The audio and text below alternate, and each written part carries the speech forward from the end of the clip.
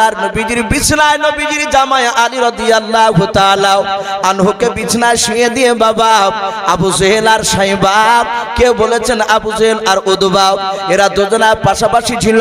ওদের পা দিয়ে আল্লাহর নবীজিকে বাপজি বের করে দিলেন। আল্লাহর নবীজি যাওয়ার পর আস্তে করে বাপজি আবু বকরের বাড়ির দরজায় গিয়ে ডাক দিয়ে বলেছেন আবু বকর।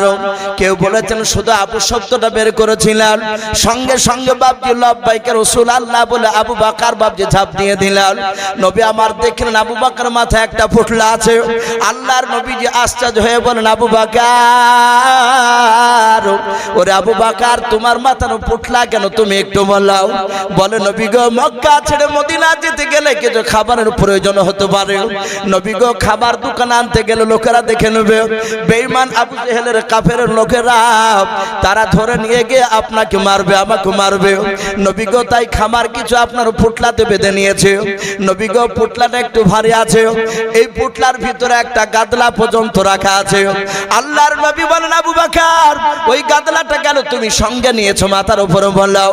বলে নবী গো আপনি হাঁটাহাঁটি করে শরীর ক্লান্ত হয়ে যাবেন, ওগো নবী আপনি আরাম করতে যাবেন, ওই সময় গাদলাটা বিছিয়ে দেব নবী, গাদলার উপরে আপনি আরাম করবেন।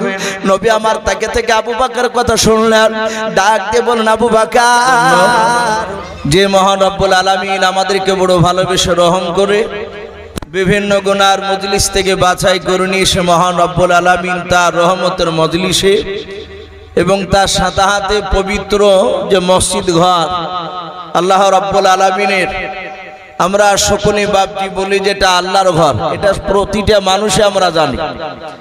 তো সে আল্লাহর ঘরের পাশে রহমতের মজলিসে আমাদেরকে বসার নিয়ে এসে আসার এখানে সুযোগ করে দিয়েছেন, আমরা এসে বসতে পেরেছি। বাপজি এটা আমাদের বাহাদুরি নয়, বিশ্বনবী বলেন আল্লাহ যাকে ভালোবাসেন মহান রব্বুল আলামিন তার মহব্বতের বান্দা বান্দিকে রহমতের মজলিসে নিয়ে এসে বসে দেয়। তা আমরা বসতে পেরেছি, তার মানে নিশ্চয় মহান রব্বুল আলামিন আমাদেরকে ভালোবাসে। তাই মহান রব্বুল আলামিনের দরবারে শুকরিয়া স্বরূপ আদায় করে বলুন আলহামদুলিল্লাহ। একটু প্রাণ ভরে উচ্চ আওয়াজে বলুন আলহামদুলিল্লাহ। তারপরে পরে আপনার আমার নবী, যিনি ধর্মের গুরু, বিশ্ববরণ্য নেতা, নবীকুলের শিরোমণি পয়গম্বর আযম, যিনি সাইয়্যিদুল মুরসালিন ও খাতামান নবিয়্যিন জনাবে সাইয়্যিদুল মুরসালিন আকা কামলিওয়ালা জনাবে মুহাম্মদ রাসূলুল্লাহ সকল বরণ সাল্লাল্লাহু তাআলা আলাইহি ওয়াসাল্লামের উপরে অগণিত দুরূদ ও সালাম বর্ষিত হোক, অর্পিত হোক, সকল বরণ আল্লাহুম্মা আমিন। সম্মানিত ভাইরা আমার, বাবা জীবনেরা, আমরা প্রতিটা বাপজি ভাই এবং মা বোনেরা যারা পর্দার আড়াল থেকে শুনছে, আমরা প্রতিটা মানুষই জানি যে আজকে এখানে কেন জালসা হচ্ছে। প্রায় মানুষই আমরা জানি যে এটা আরবিতে বাপজি রবিউল আউয়াল মাস, এবং এটাও জানি যে এই মাসে এবং আজকে আর এই দিনে এই রাত্রিবেলায় সারা পৃথিবীর শ্রেষ্ঠ নবী জনাবে মুহাম্মদ রাসূলুল্লাহ সাল্লাল্লাহু আলাইহি ওয়াসাল্লাম তিনি দুনিয়াতে এসেছিলেন। এখন আরবিতে বাপজি আজকের তারিখ এখন বর্তমান 13 শুরু হয়ে গিয়েছে। মাগরিবের আগে ছিল 12 তারিখ আরবি মাসে। আরবিতে তারিখ বাপজি সময় চেঞ্জ হয় মাগরিবের পর সময় থেকে, আর ইংরেজিতে বাপজি ডেট আমরা জানি, যেমন আজকে আপনার 5 তারিখ মনে হয় নাকি ইংরেজি, 5ই সেপ্টেম্বর। এটা 12টার সময়তে বাপজি পার হয়ে আপনার 6-এ পড়ে যাবে। ইংরেজি তারিখ বাপজি রাত্রি 12টাতে চেঞ্জ হয়, আর এই আরবি তারিখ হচ্ছে আপনার মাগরিবের সময়। তাহলে মাগরিবের আগে ছিল বাপজি 12 তারিখ, আর এখন মাগরিবের পর এখন শুরু হয়ে গেছে আরবি তারিখ অনুযায়ী 13 তারিখ। তার মানে আমরা যদি ভাবি যে 12 তারিখে রসুল এসেছিলেন, তাহলে গত এই যে মাগরিবের আগে গত রাত্রিতে এসেছে। আমরা রসুলের বাপজি জন্মের তারিখ নিয়ে বাপজি অনেকেই আমরা হয়তো জানি না। সিরাতের কিতাব রসুলের বাপজি জীবন ইতিহাস পড়লে পাওয়া যাচ্ছে যে রাসূলুল্লাহর জন্ম তারিখ নিয়ে বাপজি মতভেদ রয়েছে, ইখতিলাফ। কেউ বলেছেন আরবি মাসের রবিউল আউয়াল মাসের 6 তারিখে রাসূল দুনিয়াতে এসেছে, আবার কেউ বলেছেন 11 তারিখে, 12 তারিখে, আবার 17 তারিখেও এসেছে কথা। কিন্তু বেশিরভাগ বাপজি উলামারা আমরা 12 তারিখটাকে বাপজি প্রাধান্য দেয়, আমরা এটা দেখে আসছি।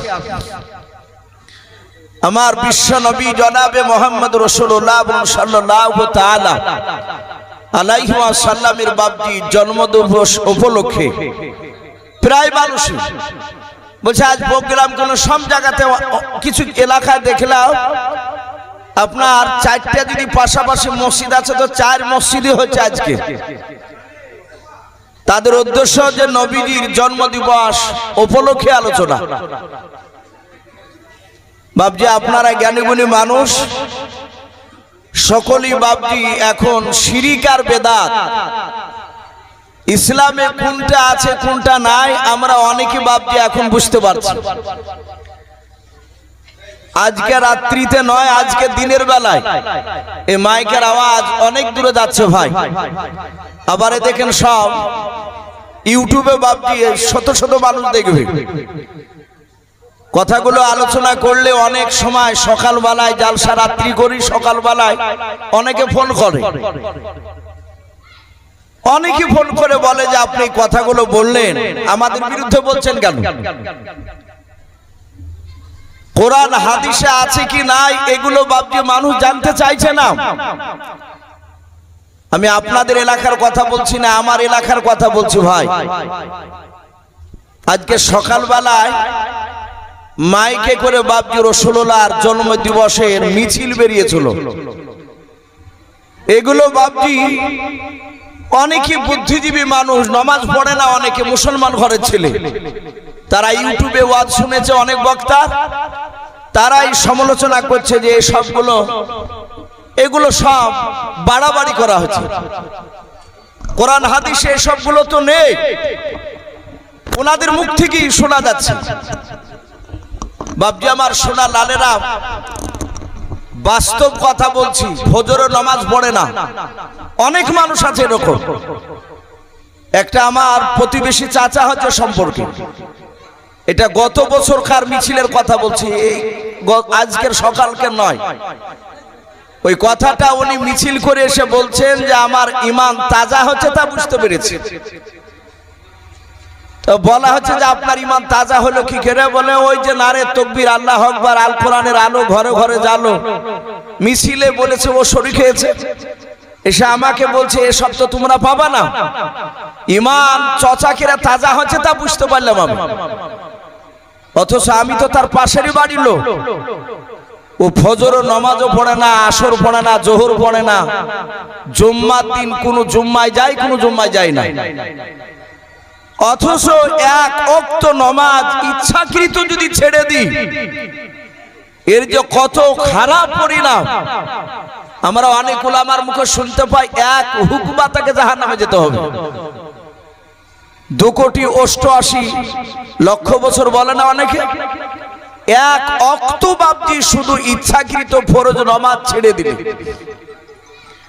নামাজের গুরুত্ব নাই বাপজি। আমরা মানুষ খাওয়াতে গিয়ে বাপজি, খাবার আনন্দ করতে গিয়ে ইসলামটাকে একেবারে শেষ করে দিয়েছে আমরা।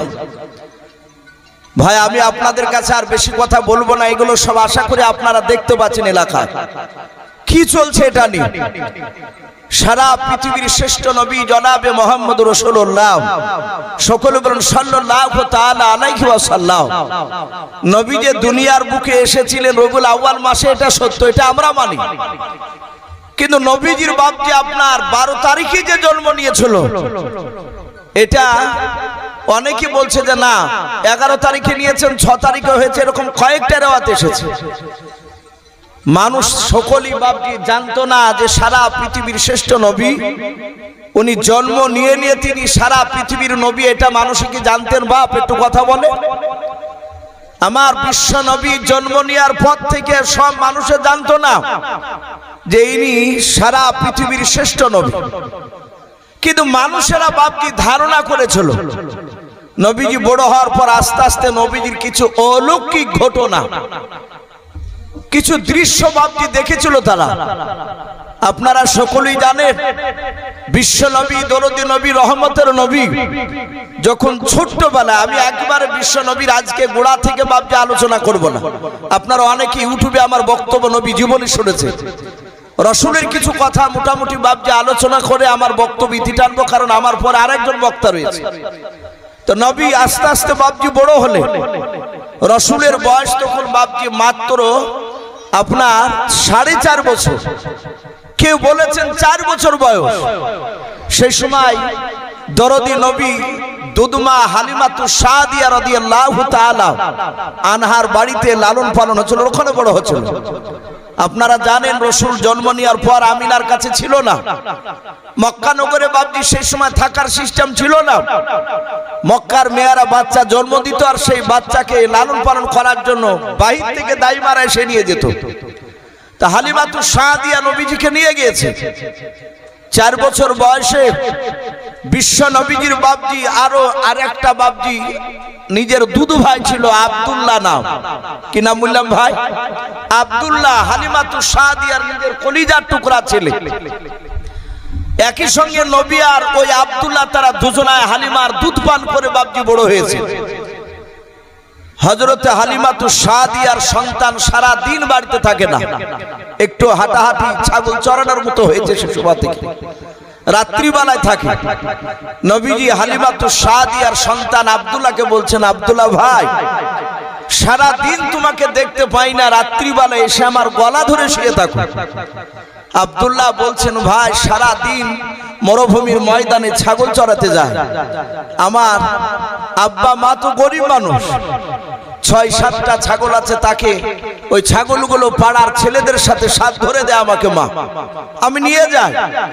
সারা দিন শরীর ক্লান্ত থাকে ভাই, বিছানায় এসে তোমার শরীরে হাত ঠেকলে, গায়ে হাত দিলে আমার শরীরটা ঠান্ডা হয়ে যায়। জোরে বলুন সুবহানাল্লাহ। আমার ক্লান্তি দূর হয়ে যায়। বিশ্ব নবী বললেন, ভাই আমিও কালকে যাব, তুমি যার দুধ পান করে বড় হয়েছো তার তো দুধ পান আমিও করেছি।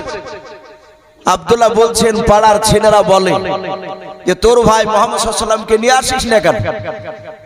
তা আমি মাকে কালকে বলবো।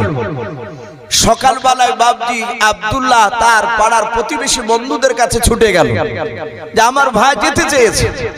পাড়ার ছেলেরা ছুটে এসে হালিমাতুস সাদিয়ার কাছে অনুমতি চাইলেন, উনি দিলেন।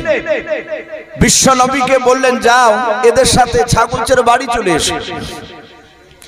ওরা কেউ জানে না পাড়ার ছেলেরা যে ইনি আখিরি জামানা রসুল হবেন। তা ময়দানে নিয়ে গিয়েছে, প্রচন্ড রোদ, মরুভূমির ময়দানে সব ছেলেরা খেলা করছে। নবীকে বলছেন, তুমিও ভাই এসো খেলা করতে।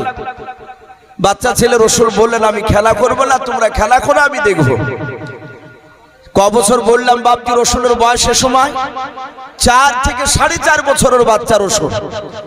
পাড়ার ছেলেরা বাপজি খেলাধুলা করছে, প্রচন্ড বাপজি আপনার এত রৌদ্রের তাপ, ওখানে ছায়া নেই, আকাশে মেঘের কোনো ব্যবস্থাই নাই। হঠাৎ করে দেখছে রসুলুল্লাহর মাথার উপর একটা মেঘের টুকরা রসুলকে ছায়া করে নিয়ে দাঁড়িয়ে আছে। বলুন আলহামদুলিল্লাহ। ওই বাচ্চা ছেলেদের মধ্যে একটা ইহুদির আলেমের বাচ্চা ছিল। কোন কোন মুফাসসিরিন কেরাম লিখেছেন ইহুদিটার নাম ছিল বাপজি বুহাইরা রহিম বলে নাম। তার একটা বাচ্চা ছিল, ওখানে ছিল, ছাগল চড়াতে গিয়েছে। সে হঠাৎ করে লক্ষ্য করে দেখেছে যে তার মাথার উপর একটা মেঘের টুকরা হঠাৎ করে। আব্দুল্লাহকে ডেকে বলছেন, ওই হালিমাতুস সাদিয়ার ছেলে, রসুলের দুধ ভাই, বলে এই আব্দুল্লাহ, এই দেখ তো, ওই দেখ তোদের মোহাম্মদ বাড়ির ছেলে, এর আগে তো সব মেঘের টুকরা দেখতে পাওয়া যায়নি, হঠাৎ করে দেখ তার মাথার উপরে মেঘের টুকরা আছে। এই আব্দুল্লাহ, আমি আব্বার মুখে শুনেছি আখিরি জামানার একজন নবী হবে, তেনার নাম হবে মুহাম্মদুর রাসূলুল্লাহ সাল্লাল্লাহু আলাইহি ওয়াসাল্লাম। ওই নবী রাস্তা দিয়ে যখন হাঁটবে, রৌদ্র যদি আকাশে সূর্যের তাপ থাকে, সেই নবীকে ছায়া করতে করতে নিয়ে যাবে। বলুন আলহামদুলিল্লাহ। এটা আমি আব্বার মুখে শুনেছি। একটু চল দিনি তাকে একটু পরীক্ষা করে দেখি। আল্লাহর নবী জনাবে মুহাম্মদ রাসূলুল্লাহ সাল্লাল্লাহু তাআলা আলাইহি ওয়াসাল্লাম নবীর ডান হাতখানা আব্দুল্লাহ ধরলেন। পাড়ার বন্ধুরা, নবীর বাম হাতখানা বাপকে ধরার পর আব্দুল্লাহ ডাক দিয়ে বলেছিল, ভাই মুহাম্মদ। সকলে বলুন সাল্লাল্লাহু তাআলা আলাইহি ওয়াসাল্লাম। বলে ভাই একটু সামনের দিকে হেঁটে চলাও। আল্লাহর নবীজিকে বাপজি সামনের দিকে হেঁটে হেঁটে নিয়ে যায়। পাড়ার ছেলেরা নবীজির মাথার উপরে বাপজি মেঘের টুকরার দিকে লক্ষ্য করে দেখে, আল্লাহর নবী জামনে জামনে যায়, অমনে ওই দিকে দেখছে মেঘের টুকরা নবীজিকে ছায়া করতে করতে নিয়ে যাচ্ছে। বলুন সুবহানাল্লাহ। পাড়া ছেলেরা দেখলো ওই বুহাইরা রহিমের ছেলে, সে বলল, ভাই আমি আব্বার মুখে শুনেছিলাম। পাড়ার ছেলেরা বললো, সব বাদ দে, এই মুহাম্মদ সাল্লাল্লাহু আলাইহি ওয়াসাল্লামকে প্রতিদিন নিয়ে আসতে হবে। নিয়ে আসলে ওর সাইডে দাঁড়িয়ে থাকলে আর রৌদ্র লাগবে না। ওকে আজ যেমন ব্যাগের টুকরাতে ছায়া করছে, আগামী কালও করবে। এইভাবে বাপজি রাসূলুল্লাহর বাপজি কিছু অলৌকিক ঘটনা, আশ্চর্যজনক বাপজি কিছু ঘটনা মানুষেরা বাপজি দেখে চলো। আপনারা সকলেই জানেন, সারা পৃথিবীর মধ্যে বাপজি কাবা শরীফ মক্কা নগরে আছে। ওখানে একটা পাথর বাপজি, দামি পাথর আছে। পাথরটার নাম হাজার আসওয়াদ। নাম শুনি নাই আমরা? অনেকে আমরা ছবি তো দেখতে পাই ওই হাজরা আসওয়াদ পাথরটা। ওই পাথরটা জান্নাতি পাথর। ওই পাথরটা হাজী সাহেবরা হজ করতে গেলে চুমা খায়। হাদি ইশারা করে যদি খুব ভিড় হয়, আল্লাহ রাসূল বলেন গুনাহগার মানুষের গুনাহকে ওই পাথরে চুম্বকের মতো টেনে নেয়।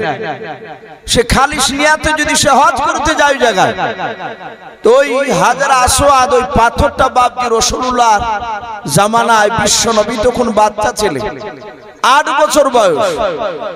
নবীজির বাপজি আপন দাদা আব্দুল মুত্তালিব, উনি কাবা শরীফের মুত্তালি ছিলেন, দেখাশোনা করার দায়িত্ব ছিল ওনার।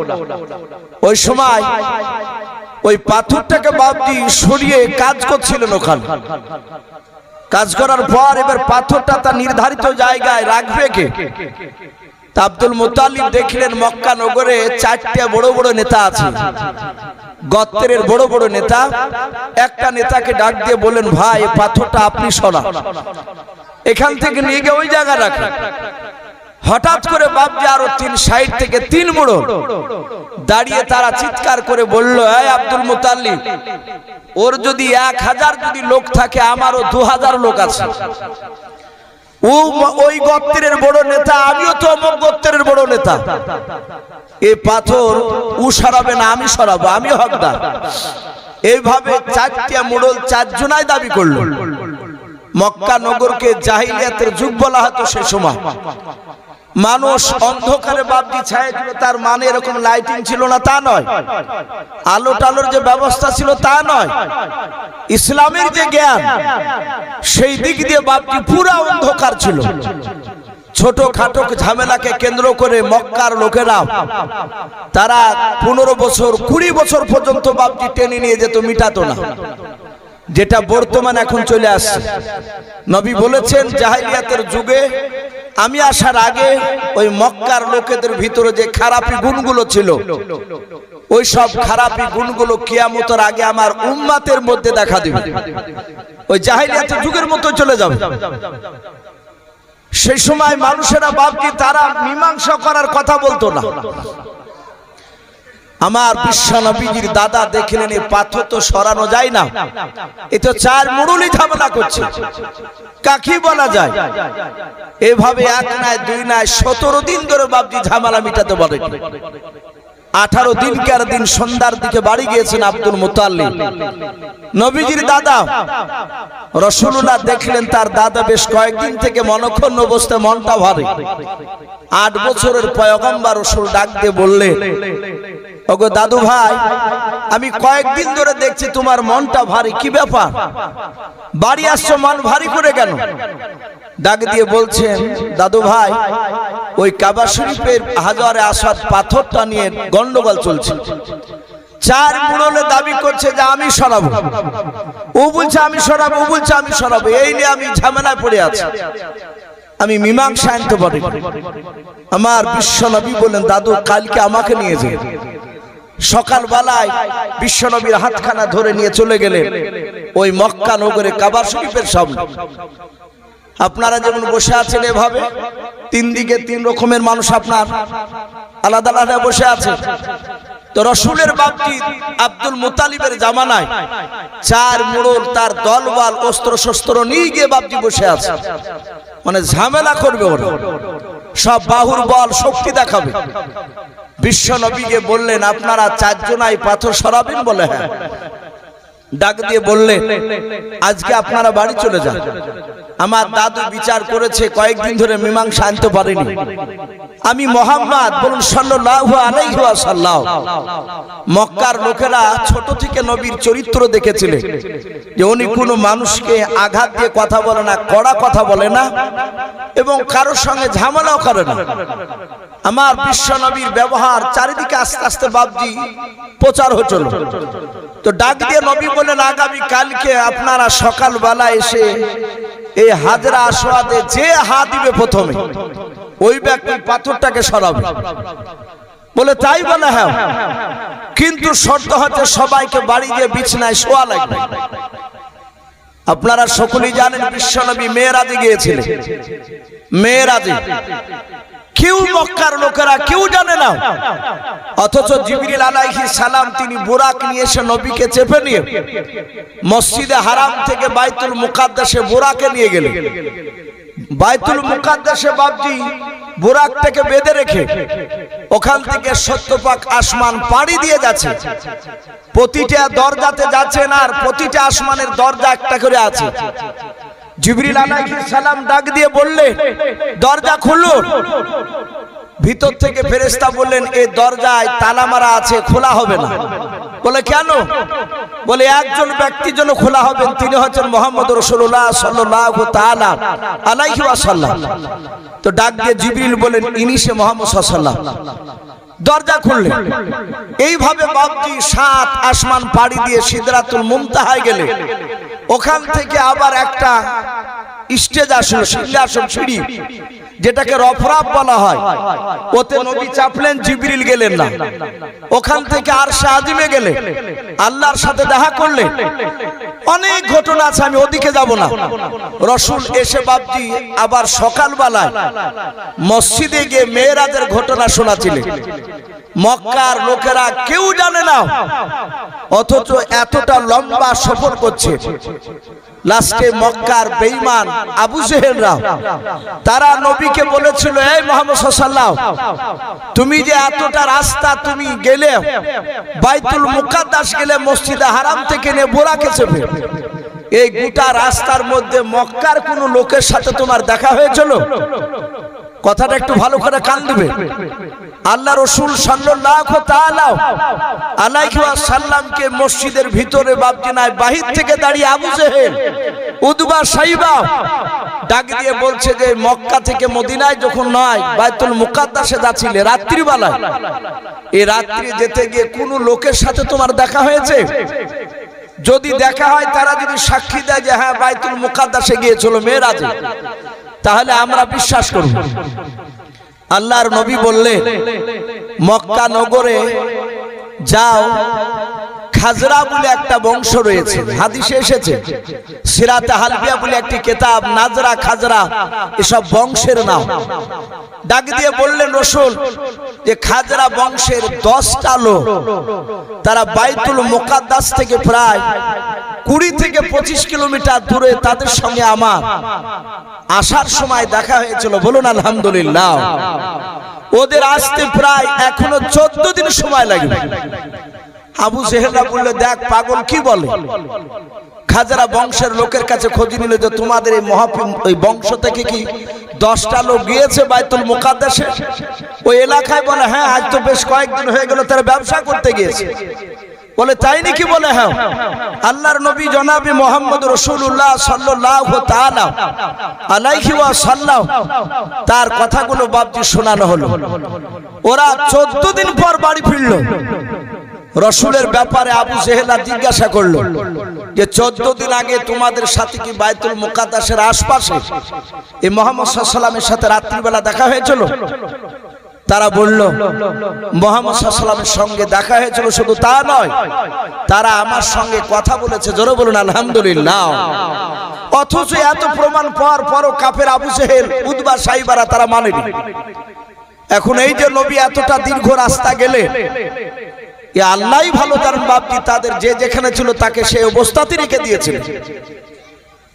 আমার বিশ্ব নবী, রহমতের নবী ওই মক্কা নগরে কাবা শরীফের সামনে দাঁড়িয়ে বললে, তোমরা আজকে রাত্রিবেলা গিয়ে বাড়িতে গিয়ে শোবা, সকালবেলা যে সে কাবা শরীফে হাজরা আসওয়াদে হাত দিবে সেই ব্যক্তি পাথরখানা সরাবে। 4 মুরল বলল, খুব ভালো কথা। এরা সবাই চলে গিয়েছে, বিছানায় শুয়েছে। আল্লাহ তাদের প্রতিটা মানুষের চোখে ঘুম দিয়ে দিয়েছে। সারা পৃথিবীর নেতা জনাবে মুহাম্মদ রাসূলুল্লাহ সাল্লাল্লাহু তাআলা আলাইহি ওয়াসাল্লাম, এই দরদি নবী আমার রাত্রিবেলায় ওনার দাদা আব্দুল মুত্তালিবের গলা ধরে বাপজি শুয়েছিলেন। ভোরবেলায় বিশ্ব নবীজি কখন বিছানা থেকে উঠে গিয়েছেন আব্দুল মুত্তালিব তিনি জানেন না। ঘুম থেকে জাগার পর রসুলকে বাপজি বিছানায় খুঁজে দেখেন রসুলুল্লাহ বিছানায় শুয়ে নাই। বাড়ির চারিদিকে লক্ষ্য করে দেখলেন কেউ নবীজিকে দেখতে পাই নাই। সকালবেলায় আব্দুল মুত্তালিব কাবা শরীফের কাছে গিয়ে দেখেন, বাবা 6 বছরের বাপজি বিশ্ব নবী নয়, 8 বছরের নবী জনাবে মুহাম্মদ রাসূলুল্লাহ সাল্লাল্লাহু তাআলা আলাইহি ওয়াসাল্লাম নবী আমার ওই পাথরখানা হাত দিয়ে দাঁড়িয়ে আছেন। বলুন সুবহানাল্লাহ। মক্কার 4টে বড় বড় নেতা তাদের ঘুম ভেঙেছে। ওরা সবাই বলে, তাড়াতাড়ি দৌড়ে চল, না হলে আমরা পাবো না। সবাই গিয়ে বাপজি দেখছেন রাসূলুল্লাহ পাথরে হাত দিয়ে দাঁড়িয়ে। মক্কার লোকেরা, নেতারা, 4 জনের নেতায় চুপচাপ দাঁড়িয়ে। নবী বললেন, ভাই বলুন কে এই পাথরটা সরাবে? ওরা বলল, কথা অনুযায়ী তুমি তো পাচ্ছ, তুমি হকদার, যে আগে আসবে সেই পাবে বলেছিলেন। আমার বিশ্ব নবী বললেন, তাহলে আপনারা ওখানে বসুন। 4 জনা বসে পড়লেন। নবীজির দাদা আব্দুল মুত্তালিব তিনি আশ্চর্য হয়ে গেলেন, 8 বছরের ছেলে নাতি আমার, আমিও জানতে পারি না কখন উঠে এসেছে এখানে। আমার রাসূলুল্লাহ বললেন, দাদা ওই চাদরটা নিয়ে এসে। চাদর একটা নিয়ে এসে চাদর উপরে তারা বিশ্ব নবী আর বিশ্ব নবীর দাদা দুজনাই পাথরটাকে তুলে নিয়ে গিয়ে ওখানে বসালেন চাদরের উপর। বসানোর পরে রহমতের নবী 4 নেতাকে ডেকে বললেন, চাচা এবার আপনারা আসুন। আপনারা এসে 4 জনায় 4 দিকে আর চাদর ধরুন, ধরে 4 দিকের চাদরের কোনা ধরে আপনারা ওই জায়গায় যেখানে ছিল সেখানে রাখেন। এরা 4 জনায় বাপজি নিয়ে এসে বাপজি রেখে দেওয়ার পরে রাসূলুল্লাহকে কাঁধে তুলে নিল। যেই ঝামেলাটা 18 দিন ধরে বাপজি মীমাংসা করতে পারে নাই, সবাই মারবো ধরবে এরকম বাপজি হইচে হচ্ছিল, আমার বিশ্ব নবী এসে একদিনই বাপজি মীমাংসা করে দিল। 4 জনে আনন্দ পেলে। লোকেরা সবাই বলাবলি করতে লাগলো, এই ছেলেটা নিশ্চয় কোনো দামি বাচ্চা হবে। তখনও নবী তা মানুষ জানে না। এবার লোকেরা বলাবলি করতে লাগলো, ভাই আব্দুল মুত্তালিবের ছেলে জন্ম নিয়েছে কবে গো? তখন তোর বাপজি এখনকার মতন খাতা কলমে লিখে রাখতো না। সে সময় মানুষ তো বেশিরভাগ মূর্খ ছিল। আজ থেকে বাপজি এই যে সব বয়স্ক যে বাপজিরা আছে, এই যে এনআরসি হবে হবে বলে বাপজি যে প্রচার শুরু হয়েছে, আবার এখন অনেকে বাপজির জন্ম সার্টিফিকেট খুঁজছে। কেউ বলছে যে তার মাকে যে মা আমার জন্ম হয়েছে কবে তুমি বলতে পারবা? বলে না বাবা আমার ওসব মনে না। 100টা লোকের মধ্যে 95 জনাই বলছে জানিনি তার জন্মদাতা বাপ জন্ম দুঃখিন মা বলতে পারছে না, আমার মা তাও বলতে পারছে না। কিন্তু বর্তমান বাপ যে এখন পড়া না জানলো, তার ছেলে জন্ম নিলে খাতা কলম নিয়ে যে পাশের বাড়ির যারা পড়া জানে তাকে যে বলছে ভাই লিখতো রে আমার ছেলে অমুক গতকালকে এতটা সময় হয়েছে। এমনকি ছেলে হাঁটতে শিখলো বাপজি সেটাও লিখে রাখছে। কিন্তু সেই সময় তো বাপজার লেখালেখির ব্যাপারটা ছিল না, বেশিরভাগ লোক বাপজি অশিক্ষিত ছিল। তাই রাসূলুল্লাহর বাপজির জন্মের ব্যাপারে জিজ্ঞাসা হলো যে কবে জন্ম নিয়েছে? তখন কেউ বলছে 6 তারিখে রবিউল আউয়াল মাসে, কেউ বলেছেন 11 তারিখ, কেউ বলেছেন 12 তারিখ, কেউ বলেছেন 17 তারিখ। এই 4টে বাপজি রেওয়াত এসেছে একতলা। কেউ যদি বলে যে 6 তারিখে জন্ম নিয়েছে আপনি তার সাথে ঝামেলা করতে পারবেন না। কেউ যদি বলে 12 তারিখে আপনি এটাও ঝামেলা করতে পারবেন না। বাপজি আমার সোনা লালেরা, তা আমরা এই রাসূলের জন্মদিন যে রাসূলকে আমরা পেয়েছি, আমাদের জন্মদিনটা উপলক্ষ করছি, এটা বড় কথা নয়। আমাদের কথা যে রাসূলুল্লাহ আসার পরে আমরা দামি উম্মত হতে পেরেছি, বলুন আলহামদুলিল্লাহ। নবীর উম্মত যদি বাপজি আমরা রাসূলকে যদি না পেতাম, সব নবীর উম্মতের চেয়ে আমরা দামি হতে পারতাম বাপজি? একটু কথা বলেন। অথচ সারা পৃথিবীতে আদম আলাইহিস সালাম থেকে নিয়ে আপনার আমার রাসূল সাল্লাল্লাহু আলাইহি ওয়াসাল্লাম 1,24,000, আবার মতান্তরে বলেছেন 2,24,000 নবী রাসূল। সবাই বাপজি কিয়ামতের ময়দানে প্রতিটা নবী রাসূল, সব নবী রাসূলরা জান্নাতি না জাহান্নামী? একটু কথা বলে। সবাই জান্নাতি, কোন নবী রাসূলের গুনাহ নাই, তারা বেগুনাহ, তারা নিষ্পাপ। তো প্রতিটা নবীর উম্মত সবাই জান্নাতি হবে না বাপ, কিছু উম্মত জান্নাতি হবে, কিছু উম্মত জাহান্নামী হবে। যারা জান্নাতি উম্মত হবে নবী, প্রতিটা জান্নাতি উম্মত তারা জান্নাতের সার্টিফিকেট হাতে নেবে। আদম আলাইহিস সালামের কিছু উম্মত জান্নাতি হবে, কিছু জাহান্নামী হবে। জান্নাতীরা তারা আদম নবীর পেছনে তারা সার্টিফিকেট নিয়ে দাঁড়িয়ে থাকবে জান্নাতে। ওইভাবে নূহ নবী, মুসা নবী, ঈসা রুহুল্লাহ আলাইহিমুস সালাম, প্রতিটা নবী বাপজি তার উম্মতরা কিছু যারা জান্নাতে হবে তারা সার্টিফিকেট নিয়ে পেছনে আপন আপন নবীর পেছনে তারা দাঁড়িয়ে থাকবে। ইজতেমা হয়, কিছু কয়েক বছর আগে ডোমকুলে ইজতেমা হলো। আমরা ইজতেমা থেকে দেখেছি ইজতেমার প্যান্ডেলের ভিতর মানুষ সবাই বসা, কিন্তু খুঁটিয়াতে ওপরে বাপজি ব্যানার দেওয়া আছে, এটা জঙ্গিপুর, এটা সাইথিয়া, লেখা আছে কান্দি, মানে কান্দির মানুষ ওখানে বসে আছে। মানুষ এদিক ওদিক গেলে যেন ব্যানার দেখে যেন চিনতে পারে। তো প্রতিটা নবীর উম্মত তারা যারা জান্নাতি তারা সব নবীর নাম আর সার্টিফিকেটে দাঁড়িয়ে থাকবে। প্রতিটা নবীর উম্মত বলবে নগো নবী চলুন জান্নাতে। সবাই তারা বাপজি পেছন দিকে ঘুরে তাকাবেন। উম্মতরা বলবে নবী গো আপনারা এই দিকে কেন তাকানো বললেন? প্রতিটা নবী ডাক দিয়ে বলবেন শোনো, আমরা এবং তোমাদেরকে নিয়ে জান্নাতে যেতে পারবো না ততক্ষণ পর্যন্ত। বলে কতক্ষণ পর্যন্ত? বলে ওই দেখো আখিরি জামানার পয়গম্বর জনাবে মুহাম্মদ রাসূলুল্লাহ সাল্লাল্লাহু তাআলা আলাইহি ওয়াসাল্লাম তার উম্মতদেরকে যতক্ষণ পর্যন্ত জান্নাতে না নিয়ে যাবে তার আগে কোন নবীর উম্মত তারা জান্নাতে যেতে পারবে না। বলুন সুবহানাল্লাহ। শুধু আপনার আমার নবীকে পাওয়ার কারণে এই রাসূল বাপজি অত্যন্ত দামি। এই দামি এমনি হয় না, রাসূলের বাপজি চরিত্র। এই যে আজকে আলোচনা নবীজির বাপজি চরিত্র নিয়ে আলোচনা, এটা হচ্ছে মেন কথা। রাসূল কিভাবে চলেছে, নবী কি শিক্ষা দিয়েছেন উম্মত উম্মতিদেরকে। আমার বিশ্ব রাসূল বাপজি এমনি এমনি দাবি হয় নাই। প্রতিটা নবী বেশিরভাগ তার কওমের উপর রাগ করে থাকতে না পেরে অনেক নবী রাসূল তার কওমের জন্য বদদোয়া করেছে। তাদের অত্যাচার সহ্য না করতে পেরে বলেছেন আল্লাহ তুমি ধ্বংস করে দাও। কিন্তু আপনার আমার নবী রহমতের নবী সাল্লাল্লাহু আলাইহি ওয়াসাল্লাম তিনি বদদোয়া করেন না। আমার রসুলকে মেরেছে কাফেরেরা। আমার বিশ্বনবী হাতখানা ধরে বলছেন, চাচা আপনার হাতে মনে হয় ব্যথা হয়েছে।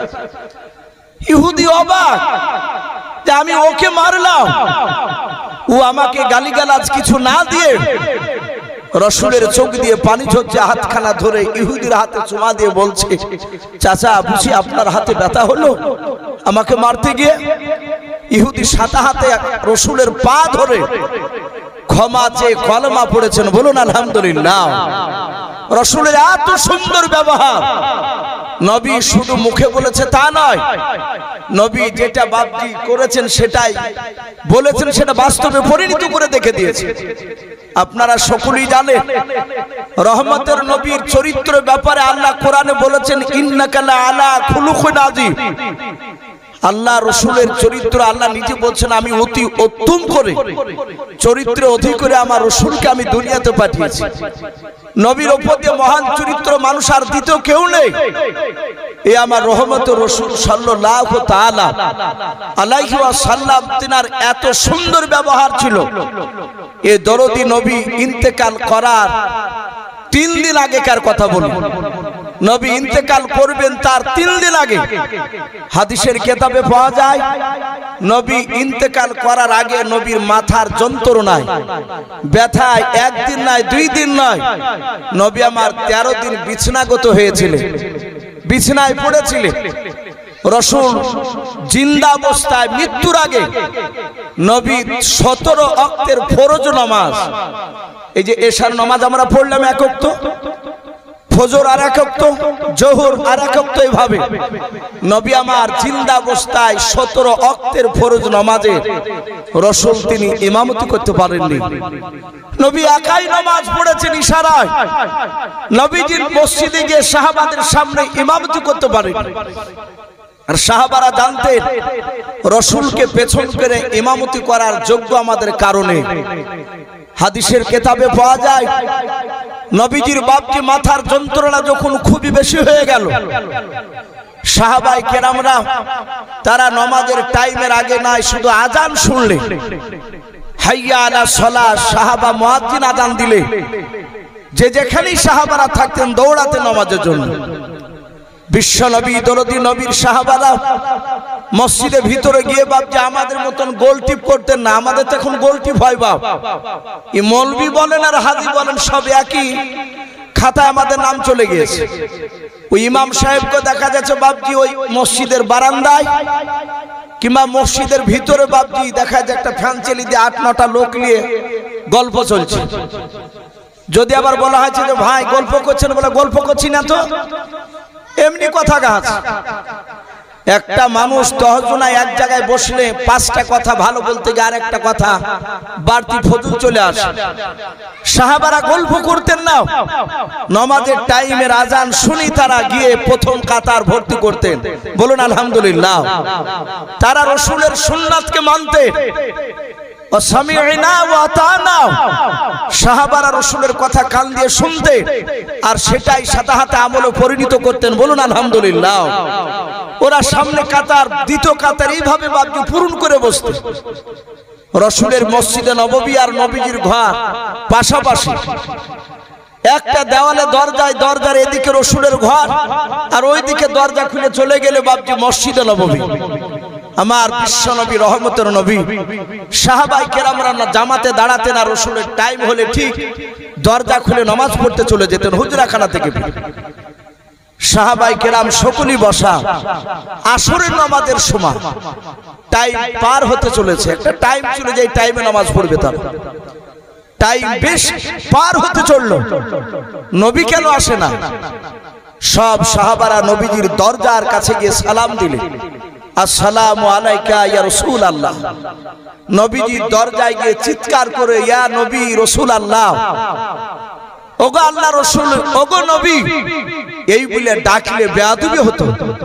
তা নবী দরজার গুড়িতে গিয়ে তারা সালাম দিয়েছেন, আসসালামু আলাইকা ইয়া রাসূলুল্লাহ। নবীজি সালামের উত্তরটা দিলেন। রহমতের নবী, দরদ নবী জনাবে মুহাম্মদ রাসূলুল্লাহ সাল্লাল্লাহু তাআলা আলাইহি ওয়াসাল্লাম, বিশ্ব নবী বললেন, আয়েশা দরজাটা একটু খুলে দাও। আয়েশা রাদিয়াল্লাহু তাআলা আনহা দরজা খানা বাপজি খুলে দিলেন। নবী বলেন, আয়েশা একটু তুমি আড়ালে চলে যাও। আড়ালে চলে গেলেন। নবী আমার একা শুয়ে আছেন। সাহাবারা বাপজি নবীর কাছে আসলেন। আল্লাহর নবীজিকে ডাক দিয়ে বলেন, ইয়া রাসূলুল্লাহ, ইয়া হাবিবাল্লাহ, নামাজের টাইম পার হতে চলো। নবী আপনি কেন ইমামতি করতে যান নাই? নবীজির পাশে ডান পাশে বাপজি মুরব্বী সাহাবা আবু বকর তিনি বাপজি বসে আছেন। ফেল পাল করে নবীজির বাপজি চেহারার দিকে চেয়ে আবু বকর নবীর হাতখানা বাপজি ধরে নাড়তেছেন।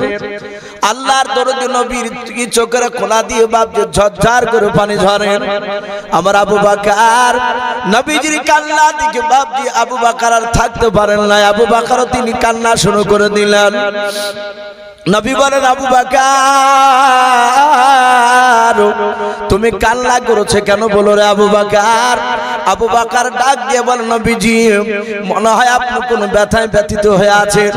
নবী গো, আপনার চোখের পানি আমি আবু বকর সহ্য করতে পারি না। আল্লাহর নবী নিজ হাতে আবু বকরের বাপজি চোখের পানিটা বাপজি মুছাছেন আর বলেন, ওরে আবু বকর আমি আসরের নামাজ আজকে আমি ইমামতি করতে পারবো না। আবু বকর যাও, সাহাবারা তোমরা আসরের নামাজটা তোমরা পড়ে নাও। হযরতে উমর ফারুক রাদিয়াল্লাহু তাআলা আনহু বাবা নবীজির বাম পাশে ছিলেন। আস্তে করে বাপজি আওয়াজ দিয়ে বলেন, নবী গো আপনি যাবেন না? বলে না। নবীজির সাহাবা উমর ডাক দিয়ে বলেন, নবী তাহলে আপনি একটু বলে দেন আসরের নামাজের ইমামতি কে করবেন একটু বলুন। আল্লাহর দরদি নবী আমার আস্তে করে বলেন, ওগো সাহাবা উমর শুনে নাও, আজকে মসজিদের আসরের ফরজ নামাজের ইমামতি করবেন আবু বকর। হযরতে আবু বকর বাপজি আরো কান্নার বাপজি আপনার আওয়াজ বানিয়ে দিলেন। হযরতে আলী মুরতুজা রাদিয়াল্লাহু তাআলা আনহু নবীজির হাত দুখানা ধরে ডাক দিয়ে বলছেন, নবী গো আপনি আবু বকরের নামটা করেন না। আবু বকরের দিলটা নরম, এত নরম সাহাবা। আবু বকর হয়তো ইমামতি করতে গিয়ে আবু বকর হয়তো বেহুশ হয়ে পড়ে যাবেন। নবী গো আপনার কান্না দেখে দেখুন সব সাহাবার আগে আবু বকর কান্না করতেছে। ওগো আল্লাহর নবী যে আপনি ওমরকে অনুমতি দেন, ওমর ইমামতি করবে। ওমরের দিলটা শক্ত। আল্লাহর নবী বলেন, ওরে আলী তুমি আমার কলিজার টুকরা বিটি মা ফাতেমা জোহরা রাদিয়াল্লাহু তাআলা আনহার সাথে আমি তোমার বিয়ে দিয়েছি। ওরে আলী তুমি আমার জামাই। আলী শুনেন, আমি পয়গম্বর, আমি জবান দিয়ে বের করেছি আমার আবু বকর আসরের নামাজের ইমামতি করবে। আবু বকর কাঁদেন আর বলেন, ওগো ওমর আমি আর জিন্দা অবস্থায় রাসূলুল্লাহকে আর মনে হয় ইমাম হিসাবে পাবো না। এটা আবু বকর অনুভব করে নিয়েছে। নবী বলেন, আবু বকর যাও ইমামতি করো। আবু বকর তিনি নামাজে গিয়ে দাঁড়ালেন। বিশ্ব নবী বলেন, আয়েশা রে দরজাটা খুলে দাও, কে নামাজ পড়ায় একটু আমি দেখি। আয়েশা দরজা খুলে বলছেন, ওগো রাসূল আমার আব্বাজান ইমামতি করছে, আপনার বন্ধু আবু বকর আমার আব্বাজান দাঁড়িয়েছেন ইমামতিতে। আমার বিশ্ব নবী বললেন, ভালো করেছে। এইভাবে নবীজির জীবদ্দশায় নবী জিন্দা অবস্থায় ইন্তেকাল করার আগে রাসূলের বন্ধু আবু বকর তিনি 17 ওয়াক্তের ফরজ নামাজের ইমামতি করেছেন। আমার বিশ্ব রাসূল একেবারে মৃত্যুর 3 দিন আগে হাজার হাজার বাপজি সাহাবায়ে কেরাম সব নবীর অসুস্থ শুনে সবাই নবীজিকে দেখতে গিয়েছেন। সাহাবা নবীজিকে গোল করে ঘেরাও করে নিয়ে বাপজি সব সাহাবারা বসাও।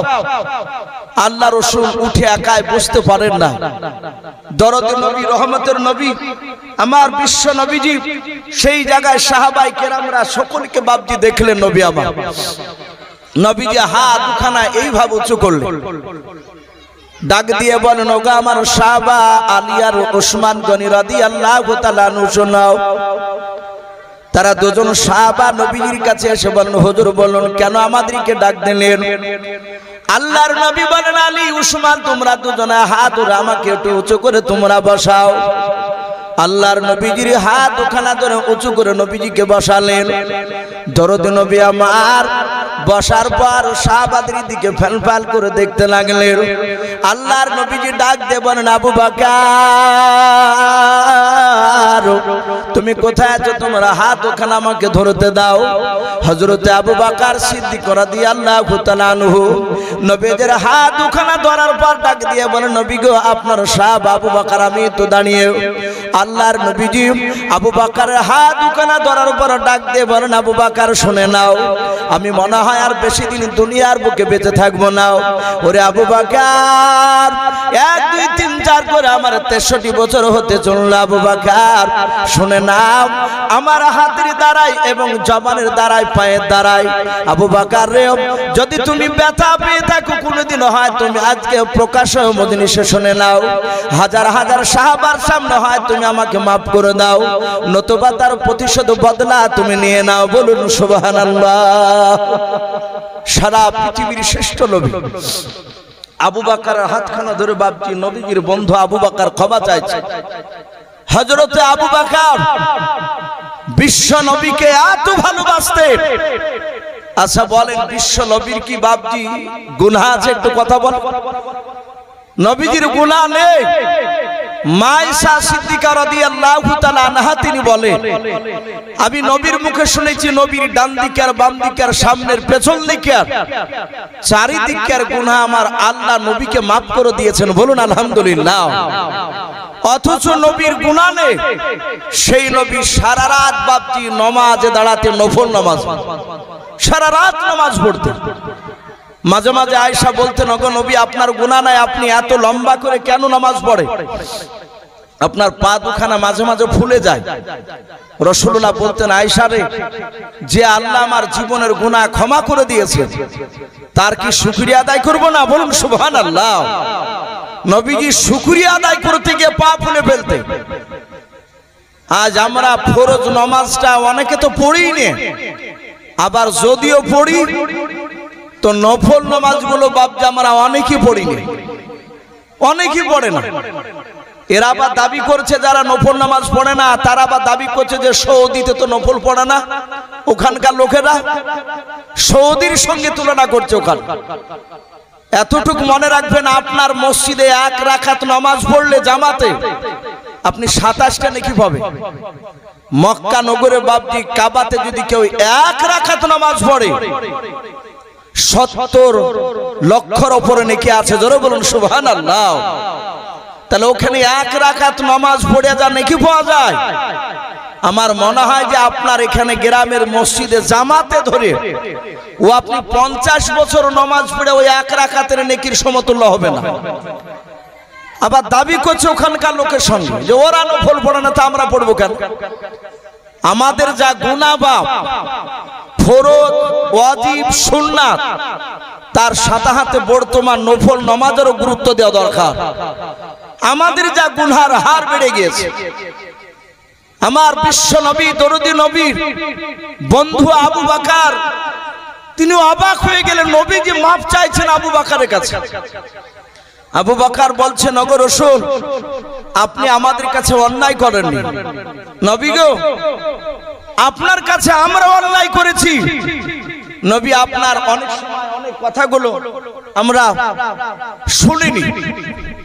মুফতি সাহেব এই সাইডে শুনুন, একবার পেছনে হয়ে আপনি এখানে না না আসেন আসেন এদিকে বসে।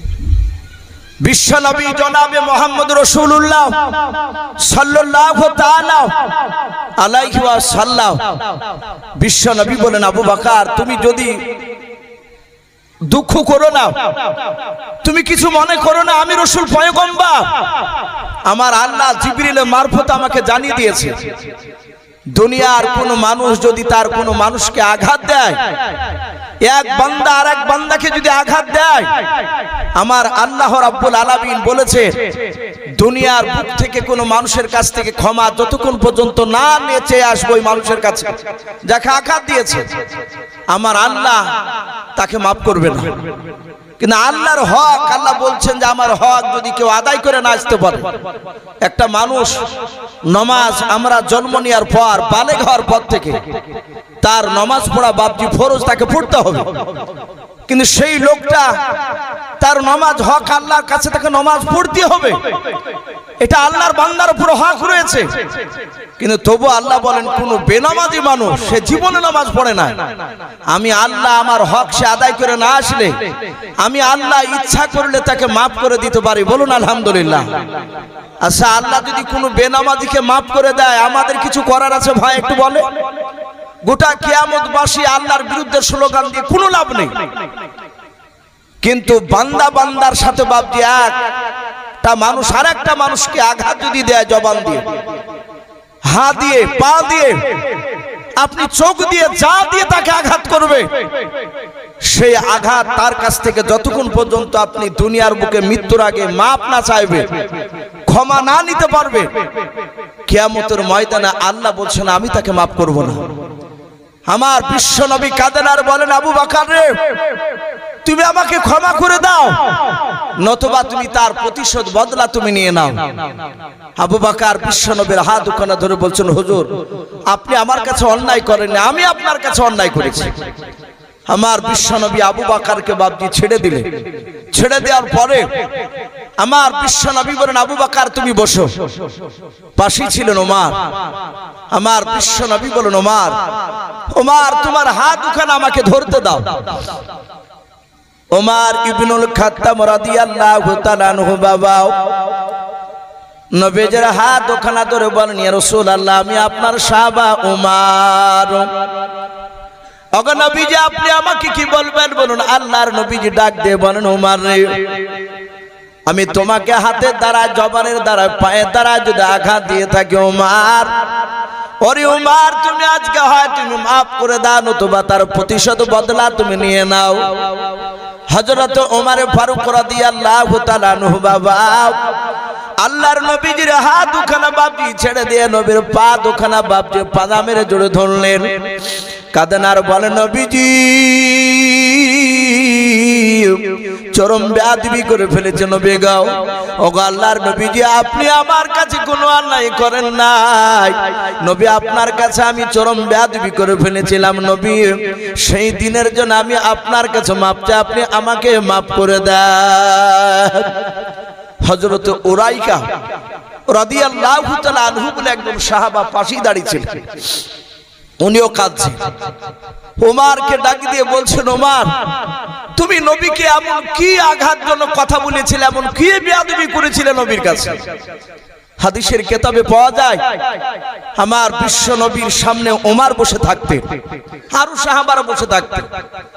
আমার রাসূল বলেন, আমি অনেক দিন লক্ষ্য করে দেখলাম ওমর রাসূলের চেহারার দিকে এমন ভাবে তাকাতেন, যতক্ষণ নবীর সামনে থাকতেন উনি ততক্ষণ দ্বিতীয় অন্যদিকে বাপজি ওমর নজর ফিরাতেন না।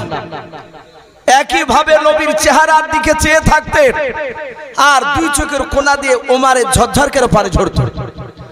আমার বিশ্ব নবী বলতেন, ওমর রে, এই ওমর তুমি আমার দিকে অমন করেছে, কাঁদো কেন? ওমর বলতেন, ইয়া রাসূলুল্লাহ, এই চোখ দিয়ে আমি সর্বপ্রথম আপনাকে আমি চিনতে পেরেছিলাম না। ওগো নবী আপনি এত দামি নবী, তা আমি জানতাম না। আপনার উপর ঈমান আনার পর আমি জানতে পেরেছি আপনি কত বড়, আপনি পাওয়ারফুল নবী, কত বড় দামি নবী। তাই নবী আপনাকে দেখে আমি অন্যদিকে নজর আমি ফেরাতে পারি না। উরাইকা ডাক দিয়ে বলেছিল, ওমর তুমি এমন কি আঘাত দিয়েছিলে বলো। নবীর পা দুখানা ধরে ওমর কাঁদেন আর বলেন, হুজুর সেই দিন আমি আপনাকে মারতে গিয়েছিলাম। সকলেই বাপজি আপনারা শুনেছেন, আমার বিশ্ব নবীজির বাপজি সেই সময় যখন কোরআন নাজিল হয়েছিল, নবী নবুয়তের দায়িত্ব নিয়ে যখন কলমার দাওয়াত দিছিলেন, ওই সময় বেঈমানেরা আবু জেহেল, উতবা, সাইবা, এই কাফিররাও মক্কার সেই সময় তারা বড় বড় টাকা পয়সাওয়ালা মানুষ, তারা শক্তিশালী মানুষ, তাদেরকে মুরুল বলা হতো। তারা রাসূলের কোরআনের কথা তারা দেখেছে যে মুহাম্মদ সাল্লাল্লাহু আলাইহি ওয়াসাল্লামের কথা যারাই শুনে তারাই নবীওয়ালা হয়ে যায়। বলুন আলহামদুলিল্লাহ। তখন তারা বলতো, লা তাসমাউ লিহাযাল কুরআন, তোমরা খবরদার কোরআনের কথা মুহাম্মদ সাল্লাল্লাহু আলাইহি ওয়াসাল্লামের বাণী ওর মুখ দিয়ে যে কোরআনটা বের হয় আল্লাহর উপর থেকে যে নাজিল হয় আল্লাহর কাছ থেকে কোরআনের কথা তার কাছ থেকে শোনো না।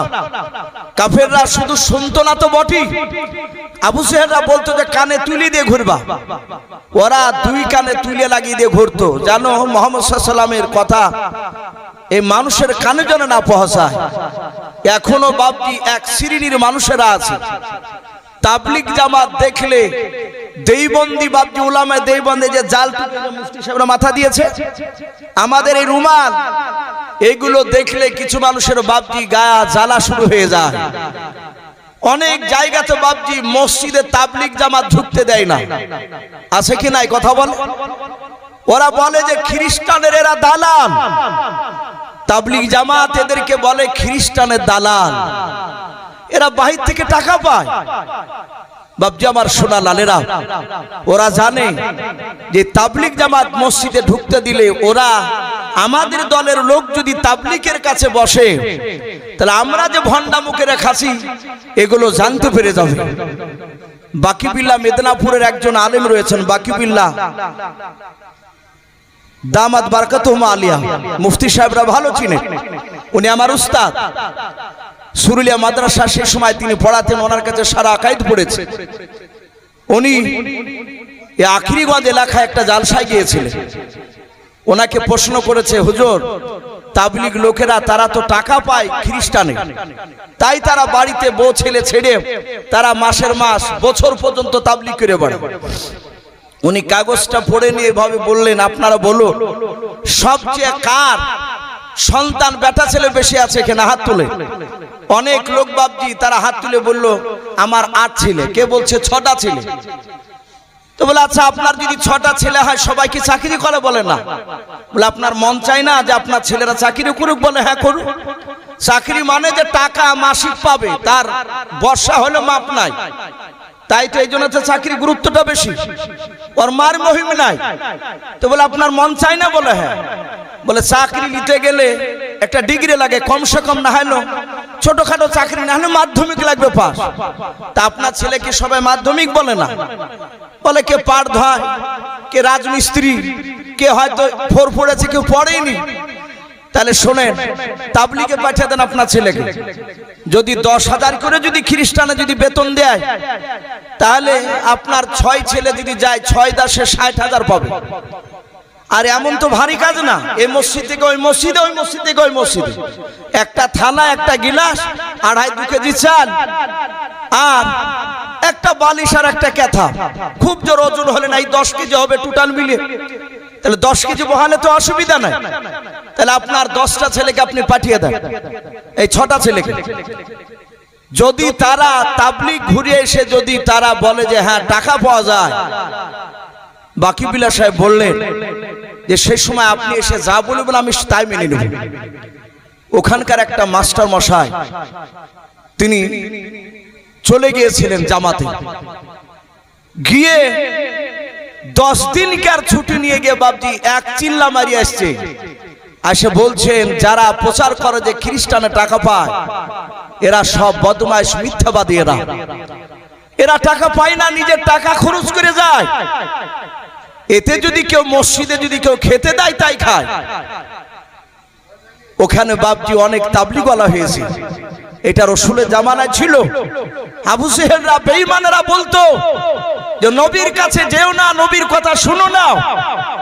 নবীকে দেখলি বাপজি তারা দূর দিয়ে এভাবে কানে আঙুল দিয়ে যাদের তোলা থাকতো না, তারা কানে আঙুল দিয়ে পালিয়ে যেত। আমরা দেখেছি অনেক জালসা যাহাতে বাপজি উলামায়ে দেওবন্দির বক্তা যাহাতে উঠছে আর অমনি জুতিয়াটাকে নিয়ে ঘুরিয়ে চলে যায়, যে চাচা যাচ্ছেন কেন, বলে আর শুনবো না।